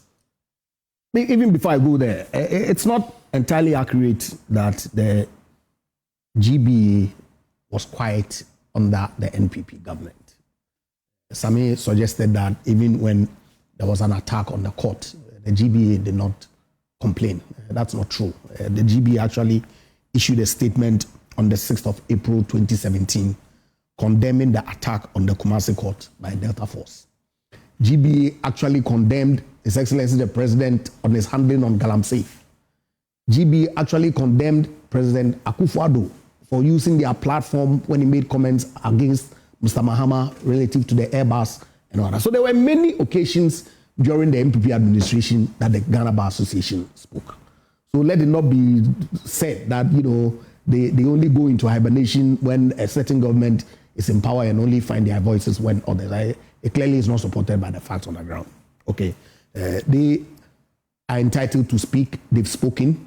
It is for the president to either abide by it or leave it. The suggestion is that he's going to disregard it. That's fine. The GB has indicated that they're going to take steps as appropriate to, as it were, vindicate what they are saying. And let's watch the space and see how it plays out.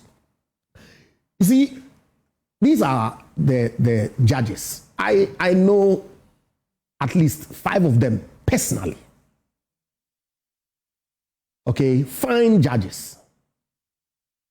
But the way and manner with which we've politicized everything, okay, is what is generating the kind of comments that you hear, miracles and Afenyo Making almost endorsed that comment yesterday on the Super Morning Show. Okay. Is there a comment you will endorse that when you come into power, you dismiss all of them? You see, it's important that we build this country for posterity. If in opposition you make comments to the effect that the court is not balanced, and so when you come into government, you will seek to balance the court, then you've created a room for people to draw conclusions that these appointments of otherwise excellent legal brains is your fulfillment of the commitment to balance the court. Can there be a balancing? Is that it? Can there be a balancing that is not partisan? What a question. You see, ordinarily, it should be. But context is always important. Those who have been nominated, can you see anybody with partisan lenses in there? That's why I said I know it's a difficult question for me, right? Because of the relationship that I have with I know 5 of them. I mean, Akabuafo, Justice Bright Means I've actually been called to congratulate. Sammy Gyamfi, I know him very well. I've practiced in his court when he was at the High Court, and so it's very difficult for me in the position that I find myself in. But it comes with an accusation of the Akufo-Addo regime that he had the opportunity to appoint about 18 in all or 20 justices to the Supreme Court within the period. Yes. And he never found any of these meritorious enough. Actually found people he had just appointed to the High Court in 2016 or so, quickly elevated into the Supreme Court. And people are referring to the former member of the MPP who is sitting in the Supreme Court. People ask the question, how could you have bypassed those people like, say, Dennis Ejay, someone who is sitting on international courts? He's actually among judges who appoint judges for an international court. Here in Ghana, he's the trainer of the judges, and he was never qualified. He was bypassed all the time. Well, I wouldn't know the reason why he was not elevated. And I think that, he going to the Supreme Court is well deserved, except that my only worry, and I do not necessarily believe that these things ought to be politicized in the manner that we have allowed ourselves to politicize everything. Okay, it's the comments that they themselves made. It's the kind of criticism that they put across when there was an attempt to appoint 2 justices who actually went through the vetting process to replace those who were due for retirement. It's the kind of comments that they made when the nomination or the recommendation for the appointment of 5 Supreme Court justices came up, and the reasons that the Chief Justice advanced at the time, that because of the workload, it was important for some additional numbers to be made. The kind of comments that they made, that is what is beginning to haunt them now. Okay, the Constitutional Review Committee is coming. Quickly, Sammy Gyamfi, and let me tell you my surprise, that this list of 7 does not include any of the 5 that were recommended by her ladyship, which you were against, that it will increase the number too much. It does not include the 2 that were already vetted. I mean, some of them are. Yeah, but let's be frank. But you must also concede that it includes some justices who were appointed to the Court of Appeal by Akufo-Addo. That's correct. Now, but Samson, the problem with the MPP, you see, is the duplicity and the hypocrisy they continue to display. That is what I find nauseating in all these discussions. You see, a few months ago, be quick about it. They applauded President Akufo-Addo for appointing over 18 judges to the Supreme Court. In fact, Justice Enesgao, who in 2012 ran as the MPP parliamentary candidate for Ho Central, ran as the MPP parliamentary candidate again in 2016 for Ho West. He was appointed as a High Court judge in September 2020. Yeah, that's September 2020. I was wrong when I said 2016. Yeah. September 2020. And in less than 3 years, April 2023, Akufo-Addo appointed him to the Supreme Court. And our friends in the MPP applauded that. They defended that. You can appoint direct. Yes, you can. From outside of those who are in the court. You can. There's nothing wrong. Yes, but I've given you a certain background to the appointment of this justice of the Supreme Court. And because of time, I'm just using him as a case study. Quickly. Now, these same MPP people are saying that President Mahama has committed haram, sacrilege, for appointing Justice Sammy Gyamfi. Ejapa has not said that. I'm not saying Ejapa. The MPP, I mean, Afenyomak is all over the place. Yeah. These miracles are they are all over the place.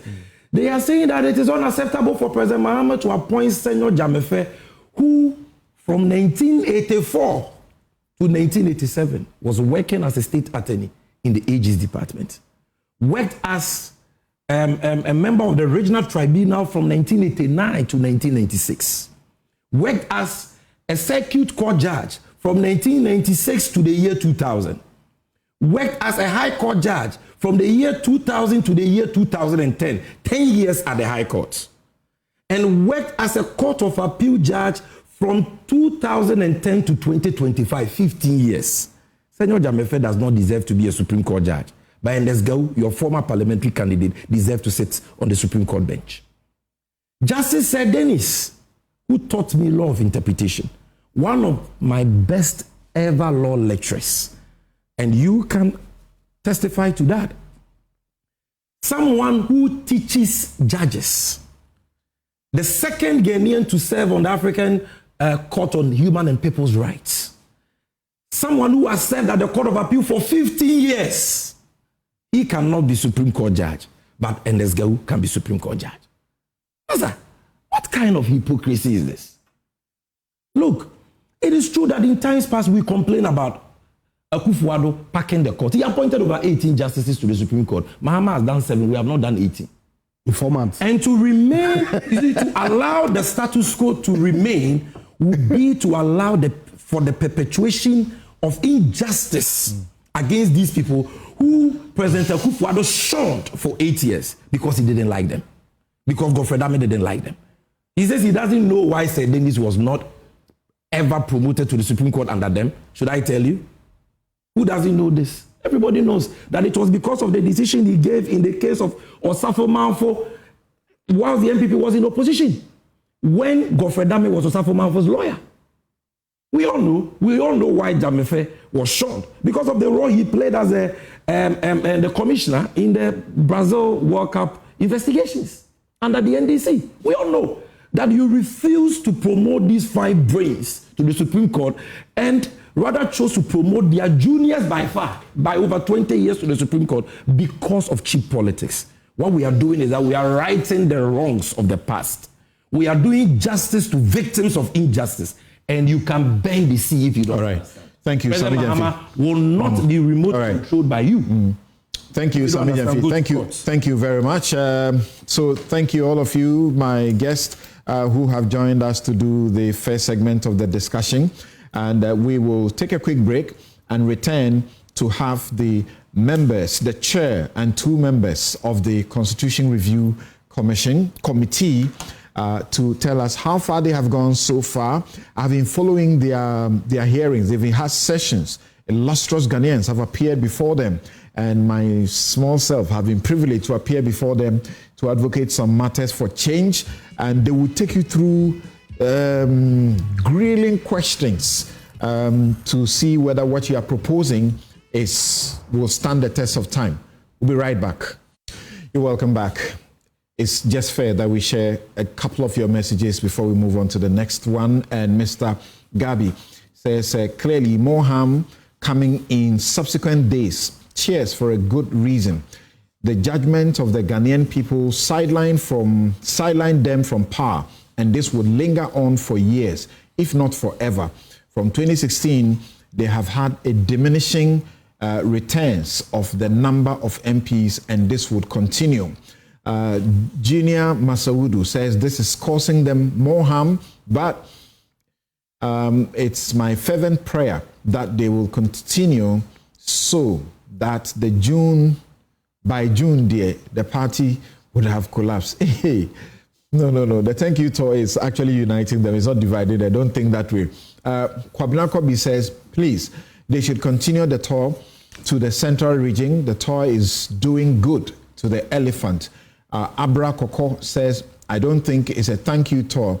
It is a mini Baumia campaign. Poetic Dela says, I'm not quite sure about the thank you tour. The party lost significantly, so it seems more important to focus on addressing internal issues first. SK Tete says, if she really requested USD 10,000 per diem to be paid to her family during holidays, then she should be removed immediately.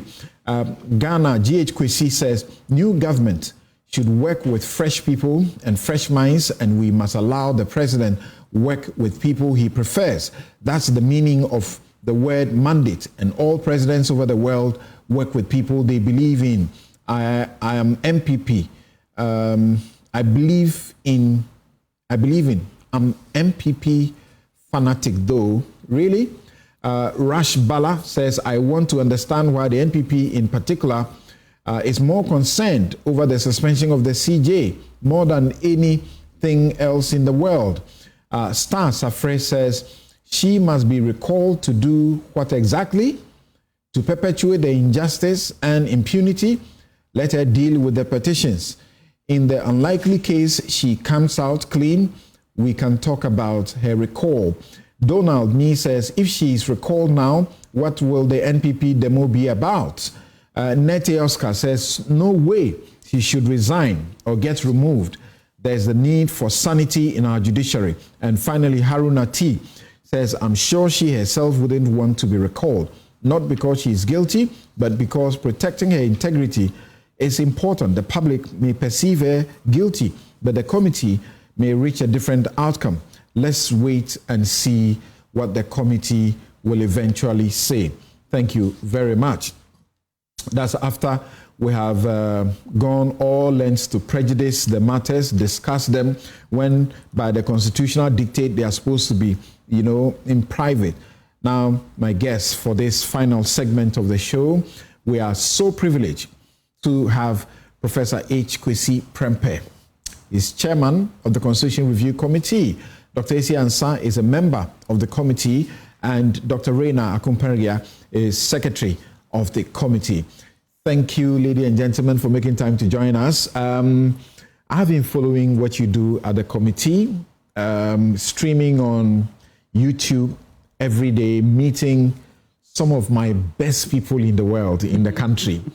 I have watched people come to you, advance points, and to be frank with you, Prof, I've watched you help them fine-tune their issues.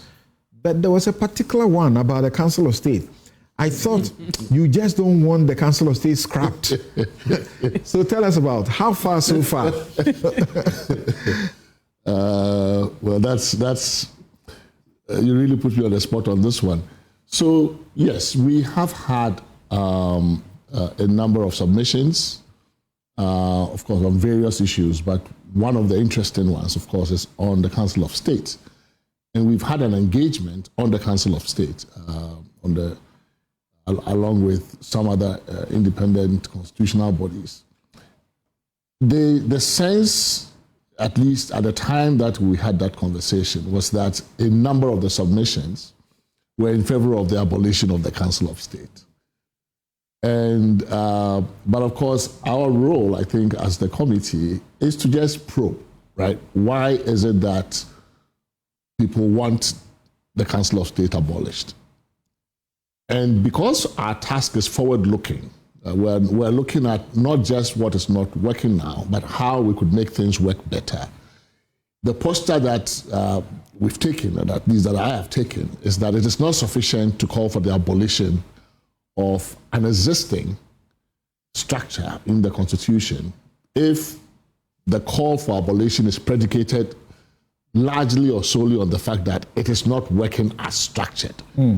Right? So if the argument is that the Council of State is not working, we don't know what it is doing, it is opaque, then my position is, okay, if we were able to sort out all of those things, if we dealt with the opacity issue and there was a way to make its business transparent, if we were able to tweak the composition, if you thought that the advice wasn't binding and therefore it made it useless, if we were able to repurpose it such that on some issues the advice could be binding, would you be open to it? So rather than take a binary abolish or keep, I have been interested in trying to look for a middle of the road, which is retain but modify.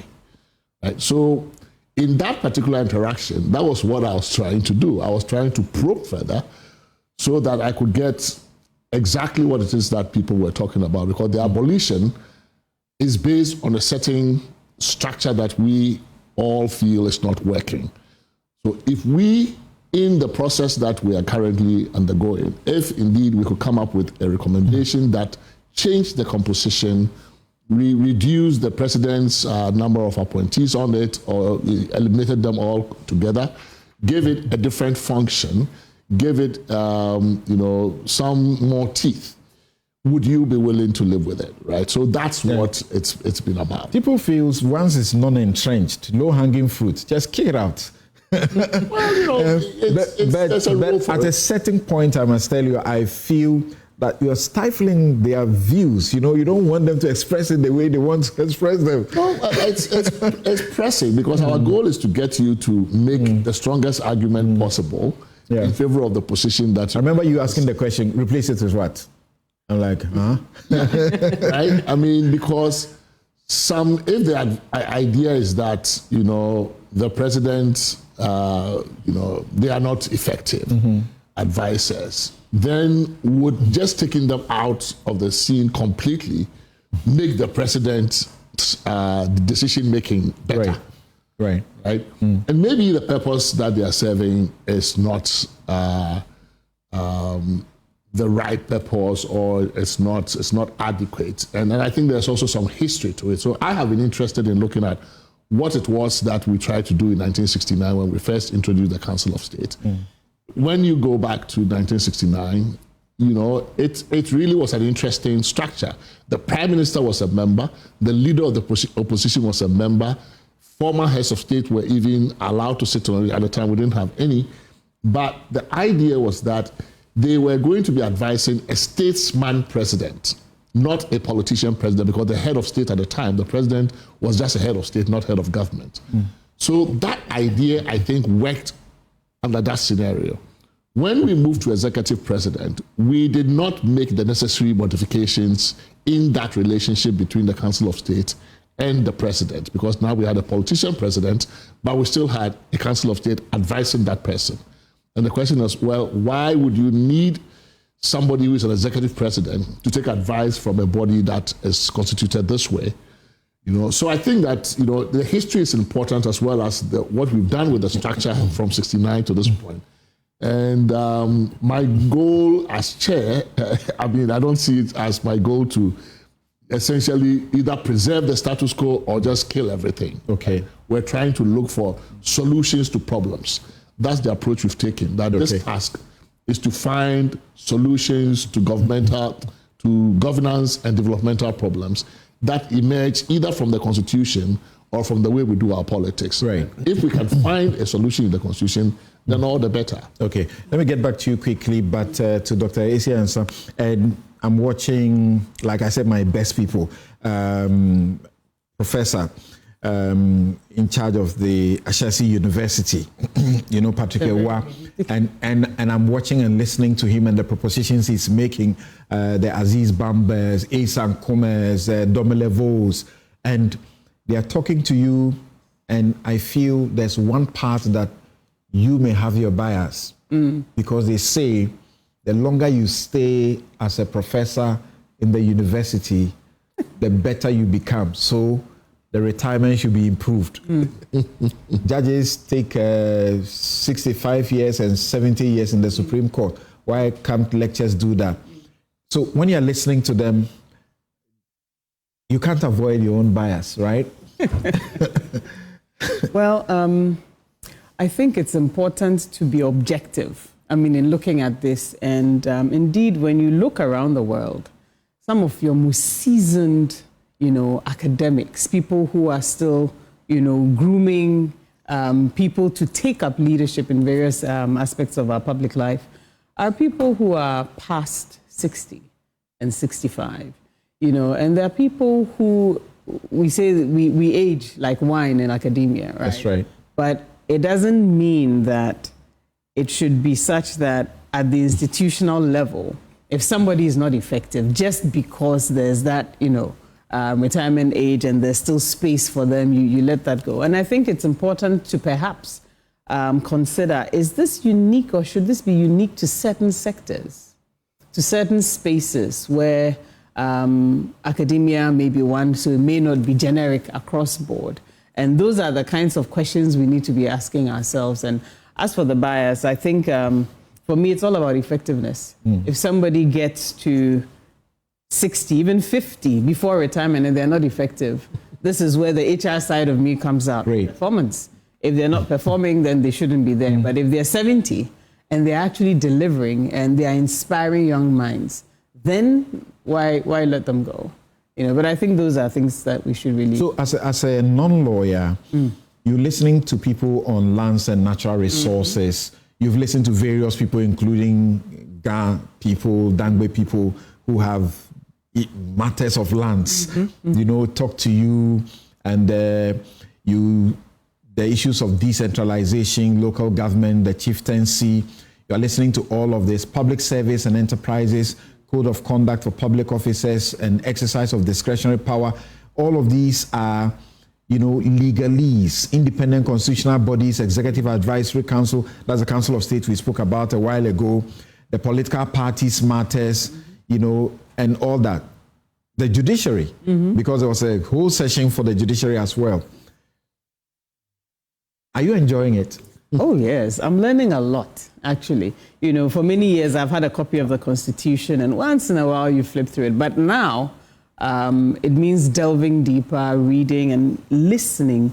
And some of these things are really not, it might be captured in, framed legally, etc., but it applies to all of us at a very, very personal street level, And so whether it's looking at, let's say, the NDPC, political parties and their manifestos. Right. It all translates into what happens on the ground in the area of development.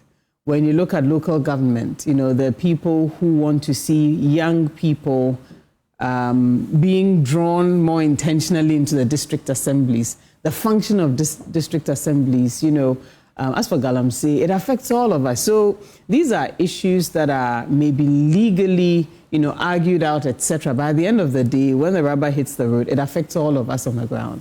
So it's been a great experience. Okay.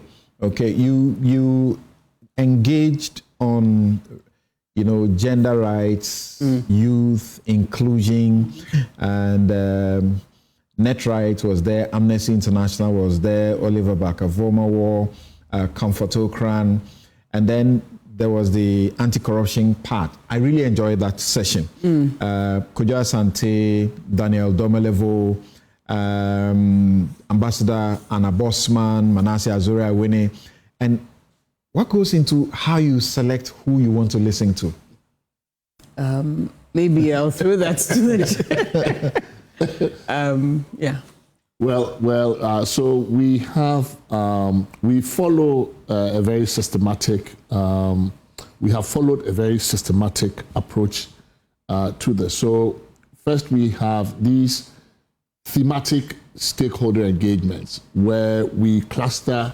We reclustered the chapters of the Constitution into about a dozen clusters, thematically, and we try then of course we have the secretariat, the project coordinator will then talk to us, the members, propose names of organizations, persons, individuals who work on these issues. So we try to get the affected institutions, public institutions, their leadership, if possible. We try to get academics or commentators who work in that particular. When academia came, I saw Nooks and the rest. I was like, that's right. But Nooks is not academia. Well, so you are right. So we first checked these thematic clusters. Then the second category were interest groups, which are not defined by theme, but more cross-themed. And on that, we have like business community and labor groups. We had academia and professional groups, and that's where you found the new Nooks representatives. We wanted to find a way to get Nooks in, the student groups, and actually also raise their hands. Please, we want to be part of it. So we said, okay, academia is coming. And they had interesting views. Very interesting views, very, very important views. And then most recently, we had one with military, police, and the security services. Fire service, they were all there. All the immigration, they're all there. So those are the identifiable interest groups. And then the third category, which we are currently going through, are the imminent persons group, right? So in each of those categories, we, of course, try to find who is it that we need. In the eminent persons group, it's a bit simpler because these are people who have worked the Constitution. So this way we have had Professor Michael Quay, Justice Sophia Akufu, Samoku Jeto. So yesterday we had an engagement with Nana Dr. SKB Asante at his home. We've already met the president himself. SKB Asante would have been involved in how many constitutions so far? It was a lovely... we actually thought that it was going to be just a couple of hours because we thought, he's had... he's up there, in age, so don't bother him too much. When we checked our time, we had been there almost 4 hours, and he was still active and engaging. So it's been extremely, of course, you've been there yourself, and you know how robust the exchanges have been, and really it's, and I agree with him, it's been an awesome learning experience. If we were, I always ask, if we were to do this by ourselves, assuming that we were just given a mandate, go sit somewhere and do this, look through the reports and send us something, we would have missed a whole lot. I thought that was what I saw in the terms of reference. That there is the Professor Albert Fiajo committee work, and then there is the Clara Berry Casseti committee work. Just take the two and do a desk report. That was the idea I had. But now you're expanding. You are doing it all over again. Yes, Rena. Yes. So thank you so much, Samson. And I must commend you personally and Joy FM, of course. I remember when we issued our first press conference, you were magnanimous enough to air it here. It was first 8 years. So we thank you and we thank Joy FM for being a worthy partner in the process that we were engaged in now. It's the most important process. My personal view. Right. I think we should have simulcast, all the media beaming their cameras on you when you have Sofa Akufu, all the people visiting you, because it's a constitution that's going to dictate our lives. So we must be involved. I agree. Now, if you look at the preamble of the Constitution, it only says that it is by the people, for the people, and exercised by the will of the people. So that document belongs to the people. Okay, so it's a people, and the citizens own it. And that is why it's important that all these stakeholders and persons and institutions, are important in the process that we're involved in. So I agree with you. I think we had and maybe sometimes you particularly may not like the media, because I remember you made one joke about Nogopo and it became a headline. Because why? How else to fight corruption? What a better way? So we're human beings, it's a human institution. Even though the process is very serious, we're still allowed to have the lighter moments, so that we can lighten up the atmosphere, whilst we are serious at the same time. So it was not even, my suggestion. It was just to, and then also that expression was to just demonstrate the height at which the issue is, how serious it has gotten. So in terms of the concept, it was not to say this is a miss, because I don't even understand how that is done. It was to say that we have gotten to our wit's end. We are at a stage where we have to probably look beyond the traditional means of fighting corruption. That's right. And that kind of this. But of course, because it didn't reflect my views, Joy FM pulled it down. Your sister station, FM also pulled it down. And we're thankful for that. But I need to get back to the question that you asked, which is why we're having another CRC. And the public tend to be fatigued by these processes. That we have 2011, the Fair Job Committee, we had the experts, we went to Supreme Court, there was a white paper, recently there was the consultative committee. Why do we have this one? Now, I would just like to, my chairman would, elaborate on the rest of them. But now, before the 2011 commission, for instance, we didn't have two presidential petitions. Okay. We didn't have the electoral commissioner being removed by the process. We did not have a hung parliament. We did not have a president refusing or failing to sign a bill that was legitimately passed by parliament. Okay. Now, these are just highlights of we had also not had a president who lost the second bid and returned. Major constitutional development that hadn't happened prior to those commissions and committees. And so you needed to factor this into this, because then it's dynamic. The constitutional and our democracy is dynamic to reflect where we are exactly as a society and how we want to progress and develop our country using the constitution as a primary document. That is why it is important we should do now. I think Prof has already elucidated enough, and you are aware. You follow. I'm told that you follow religiously. I do. All the yes. Yeah. Someone hinted me that I'm driving to court. I'm returning from court, and I'm watching and following. Yeah. Yes. And with that level of investment is what we would invite the rest of Ghana to do, because primarily, like I said, it's our document, and let's do it. So, because of this major development and problems with management of transitions, which is even happening to us, the first ever sovereign debt default and the experience of the domestic haircut, a lot of them, a number of issues that we cannot finish listing here. And so it was necessary, and then this is a very important exercise that we should do it. And of course, if you look at the mandate per the letters that we received, our letters of appointment, was very, very specific. It pointed at existing committees, findings, and reports, and then for us to synthesize them, and then to make recommendations. So tell us, where have you come from, to what point, and where next are you going? We understood you were going to do zonal stuff and all. Where are we? We're still doing the limited, or let me say restricted engagements. So we're done with all the thematic stakeholder engagements, all 12 of them. The last one was on anti-corruption. We're done with the interest group engagements but one. We have yet to meet with traditional authorities.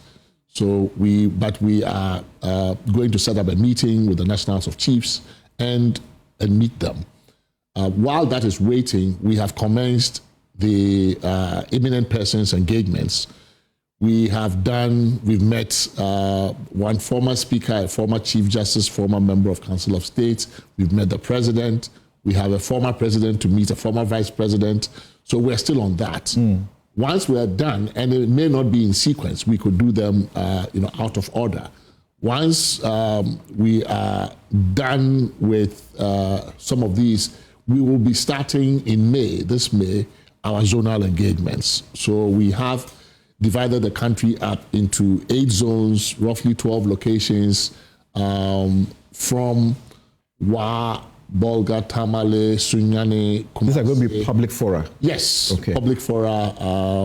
I don't know if it's a day or a day and a half or 2 days for each. And then we also have a slot for the Ghanaian diaspora, which will be virtual.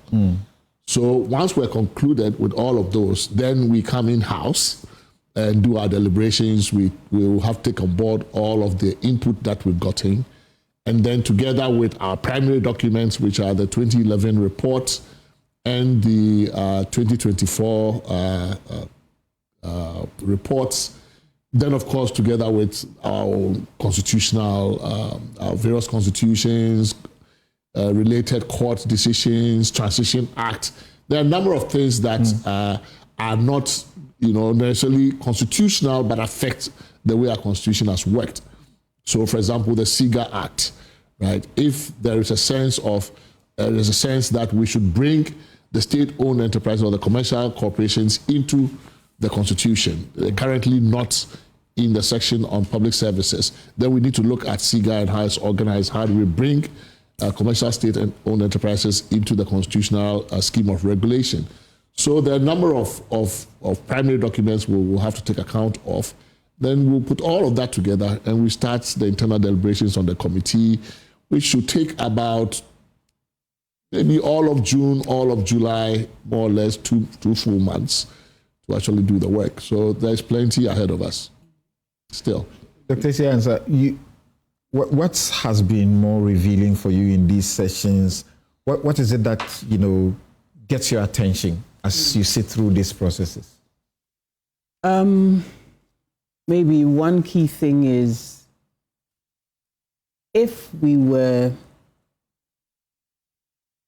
let's say our public services were functioning according to what's on paper, public procurement, service delivery, a lot of our problems will be solved.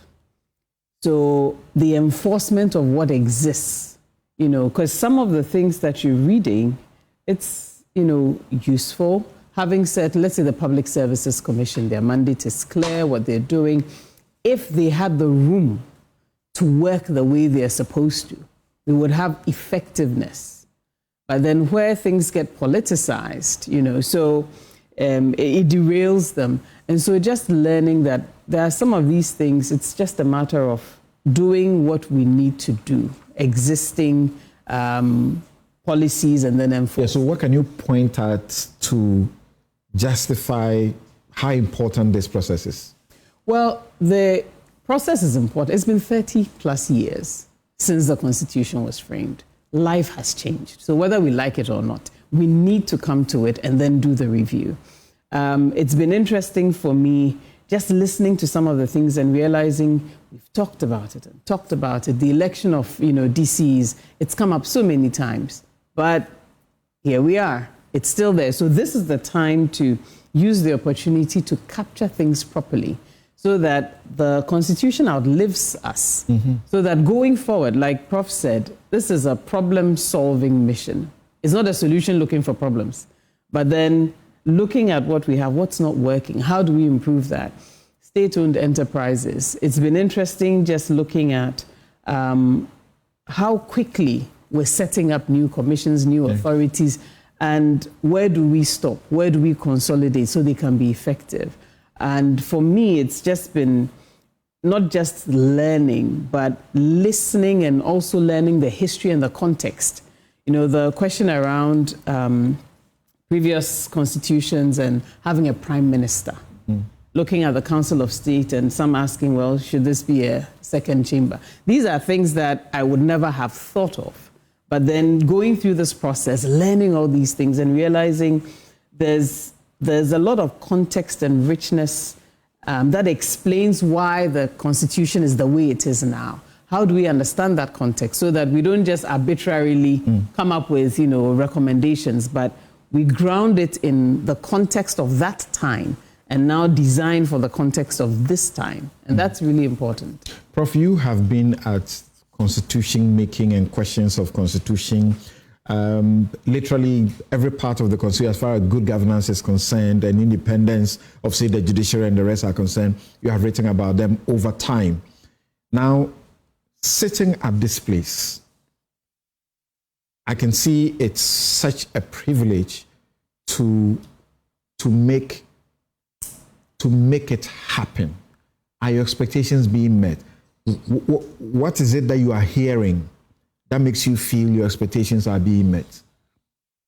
Well, expectations coming from, well, the public expectations, if you take the public side, of course, I'm in social media, at least on Facebook, and, you know, it's amazing just how many people are expecting that, in a sense, this is the silver bullet, right? This is almost like the magic wand that is going to solve all manner of problems. I get comments on my wall, on other people refer me to other things, they tag me, and when I go read it, you guys must do something about this one. Right. Some of them you can use a constitution to work around. Some others really, it's mind-boggling why people think this process will solve those problems, right? But it does speak to the heightened expectation that the public has of this. But it's not just the public, because we haven't actually even met the general public yet, right? These engagements have been, even though they are not private engagements or non-public, they are limited in terms of the number of stakeholders. But even those stakeholders, who we would call, say, the elite, right? They come to these engagements and the expectation they have of it. These are people who have had close proximity to government, to the workings of the Constitution. And they are telling us that they expect this to be, you know, to bring finality to this whole thing. And they are, so when I look at it from that angle, the task is daunting, right? Because these are people who have spent careers in government, in politics, in public service, working with and around these issues. And they are coming to us to tell us, look, you guys have to fix this place. This is our opportunity. This is the time to do it. And that part of it is actually somewhat scary sometimes, right? And, you know, I think all of us have come to that conclusion over time through these conversations. Every conversation, you get something new, some new insights. You are thinking, wow. Some of it, you leave the meeting, you're thinking, whoa, what have we signed on to? This is huge, right? You know, after one of the meetings. Yes, I want you to tell something that wowed you. I've heard the OSP appear before you and say, write the OSP into the constitutions, otherwise we will not win the corruption fight. What are the things you are hearing that wows you? You know, I think I put something up on my Facebook page one day. It was actually after maybe a series of engagements. Then I came to the realization, look, we talk about the informal economy a lot, right? The expression informal economy. But after one or two or three thematic engagements, I came off thinking what we are really dealing with is an informal state. It's almost like the state is still in formation, and there are so many things that are informalized. And I think, you know, AC referred to them a bit in a comment, which is that on paper, you would think that, you know, this is how the public services must work, and this is how this must work. But once you pry open the reality and you engage the operators of the system, you realize, but this is not how this works. And the sheer, I think, the scale of what I call the informality at the state level is what I have been a bit, really surprised by, So that is a tough job. You and Professor Raymond Atuguba, you got me repeating anytime I have to speak about the presidency that it's an imperial president. So you have discovered that's a reality. Nothing really gets done. Yeah, absolutely. If the president is not in it. No, absolutely. And I think that is the elephant in the room, but it is not really just the elephant in the room in the sense that nobody wants to talk about it. Almost everybody who appears admits that is a problem, and it may have been intended for good, right? Because, of course, you have to give government power for it to be able to act. And, when we emerged from colonialism, the idea was that the scale of the developmental challenge was so huge that you needed to empower government. So the idea of granting government huge power, and especially the executive, huge power, was thought to be necessary at the time to advance development. Unfortunately, what it has meant is that it has also emasculated every other institution. And I think the problem we're seeing is that, and I've written about this in those terms before, that nothing good that needs to happen in this country appears to get done unless you get the president's attention. And nothing bad that needs to be undone will also get undone unless you get the president's attention. That, I think, is too much of a burden to put on any one person's shoulders, even if they were a philosopher king and they had all of the answers to all the problems. I think it's just the sheer weight in terms of the burden. It's not something that any good president must want at all, because it's just too much. And you can even see it even in the scale of the appointments a president must make. How many people can you really get to know close enough to know that for this job, this is the right person for the job? You necessarily have to rely on, references, third parties, whatever. But if you're asking the president, in excess of 4,000 to 6,000, the president is appointing, and it's growing because we keep minting new, like AC said, there's this authority here today, there's this commission here today, there's this board. We keep minting these institutions. And also, there is no, in terms of within the institution, the president these days can go all the way down, not just the top layer, all the way down into the bowels of the organization to appoint people who shouldn't be appointed. So I'll go to Reina. I want to appreciate previous, particularly the commission. They could tell us that we have received 800 or 8,000 submissions, blah, blah. Are you also doing the same thing? But I wanted Prof to answer the question as to, are you getting answers for our problems as far as the Constitution is concerned? Oh, I think we're getting very important insights. Clearly, some pointing in the direction of solutions, and we are looking for solutions, right? Hang parliaments, all those things. And we're not looking Article 146.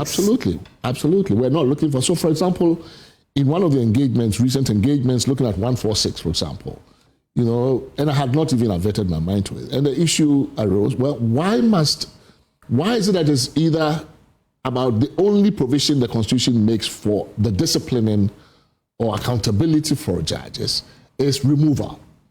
Why not some other midway? So instead of, say, a petition, why don't we also have like a complaint? Maybe we have a different level of seriousness. So you could start with, say, a complaint to a particular body about a particular judicial behavior, and that is dealt with in this way. And then the petition may be when you escalate it to a different level. And so a lot of interesting ideas are coming up that, once this, and it's interesting that this is happening live while we're doing this process. So at least 146 is very much in focus. And now people are looking at it and saying... And if it says a complaint, who handles it? They have a complaint system within the judiciary. So exactly. Who are going to do with it? And I was complaining about one complaint where a judge was completely wrong and was found to have done wrong. But, was giving a little slap on the wrist that he was reprimanded. No, I think, for example, on the judiciary, and I think you were there at that session, we have tended, and maybe this is our own elite bias, we have tended to be more focused on the superior courts system. But the truth of the matter is that for the average Ghanaian who gets processed, literally processed through our judicial system, the encounters they have are not with the superior courts. The encounters they have are with the lower courts. So that has also come into view, that while we're looking at high and Court of Appeal and Supreme Court, most Ghanaians will have justice meted out to them at the district or at the circuit or some other level. And because there's so little focus on that, there's a lot of injustice too that happens there. So, for example, people have come to us with recommendations around how we deal with the lower courts too, so that we protect the rights and interests of most Ghanaians, not just those who play. So, Rena, are you able to tell us how many submissions we have received? Are you doing it that way or not? I'll come to you quickly, and then perhaps I come to end on Prof still, but it's just going to be about 2 minutes each from all of you. This show is brought to you by the Bank of Africa, as strong as a group, a close as a partner, MTN everywhere you go. Ashasi University, educating ethical and entrepreneurial leaders for Africa. Robert & Sons Optical Services, your comprehensive eye care service provider for 33 plus years. My Way Insurance, simply dial *165# on MTN to join My Way today. Flamingo Paints, simply superior. Syntex Tanks, it's strong and it's tough. Activa International Insurance, our clients, our passion. International Facilities Management Association is also proud to be associated with the show. And my outfits, as always, is by Konati Clothing. Now, Rena. Right, so thank you. This is an important question. Now, we have provided the means by which the public can make submissions. Great. In our press statement. And with your permission, let me just reiterate I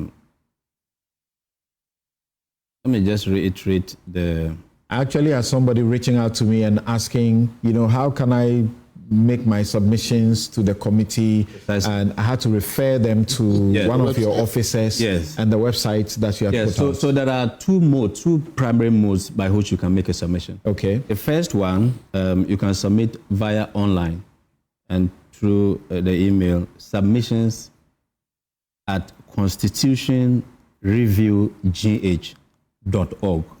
Submissions. In full. Okay. Submissions at constitutionreviewgh.org. Great. So you can sit at the comfort of your room, your office, or wherever in the market stall or whatever. And then you make a submission. What again? And if you want to submit by, and many people have done that as well, our office is located at the Office of the President Annex. That's at Rage. Adjacent the Ministry of Communication, Abdul Diouf Road, Rage. The digital address is GA-079-8344. Right. Now, this, you can, walk in, make a submission. There's a... I can't make a phone call? So you can make a phone call. Right. We also have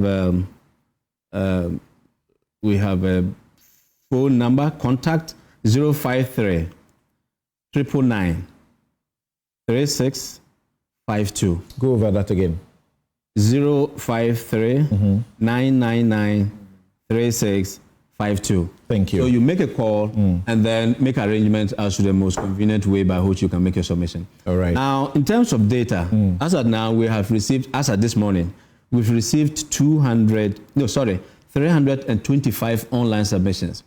And the hard copy submissions, which have been brought to our office, is in the excess of 200. So in all, you are looking at about 600 submissions. So far. Okay. Which is, we're excited about that. And most of these people, some of these people who made the online and written submissions have also appeared in person and made presentations. And I've seen but some... Let me just say this, that of all the submissions we have received, we are a bit surprised that the two major political parties are yet to either make written submissions or to appear before the committee in person, irrespective of the vexed issues and the very, They are too busy. They are too busy. No, but we're still expecting them. So, and then finally, Just write the constitution for them. They work with it. we're expecting them as well. And the submissions are not closed. Okay. We have dealt with the thematic clusters, but it's an ongoing process until the recommendations are ready. We're still expecting that people who are very, very considered. Right. Dr. Siansa, your very final concluding comments in some 30 seconds. Unfortunately, time just I caught think up. it's a really important process, and I would encourage people to get involved, especially young people. If we can get young people even taking the Constitution to know what's in there, because to make a recommendation, you need to know what's in there. Right. And I would love to see more engagement with people reading the Constitution and asking questions. Our website has, gives the opportunity for that. You're And I right. think that would really advance the process even further. Great. Prof. Yeah, I think I can only reinforce what my colleagues have said. I get a lot of comments on my wall, on other people's walls, Facebook, tagging me and bringing certain things to my notice. I think, and I usually respond by giving them the address that my secretary just read out, which is submissions at constitutiongh.org. Constitution Review. constitutionreviewgh.org. All lowercase. And I get the sense that people really want to get involved, but somehow they think they personalize it and send it to me. Right. And I always think that, I would want to encourage them. The first time I heard Prof say that he lives on social media, many of us and his friends used to refer to him as the Kenyasi professor. It's not Kenyasi, it's Kenya, because he's had a lot of footprints there. If you have helped other countries to make robust constitutions, and in Ghana, you will be shocked how much we borrow from Kenya when it comes to our laws. They've been progressive in many ways. You can't fail us. You must give us something that is better than Kenya's. Well, we are learning from, and it's not just us. A lot of people who can make references to Kenya. Just 1 minute. So, I don't have 1 minute. Yeah, 1 minute. I would like the public to know that the various zones, Wa, Tamale, Cape Coast, Ho, Takrade, Siani, and all of that, that from next week, we would have a plan out that would seek to engage the various zonal, the women groups, farmers, and teachers organizations and labor. All Thank you so very much. We wish you the very best. We know it's a daunting task. It's a very heavy one, but you are more than capable of running the show. My outfits by Konati Clothing, 0244-676732. And our very good friend, whom we have spoken to a couple of times on this show, is being buried today. I'm talking about Samuel Intim Dakwa, former Clerk of Parliament. He's the longest serving and has helped us by authoring at least 2 books in how Parliament does its work. He passed on and he's being buried at the this forecourt of Parliament. Thank you all very much. Have a good afternoon. This has been Newsfile.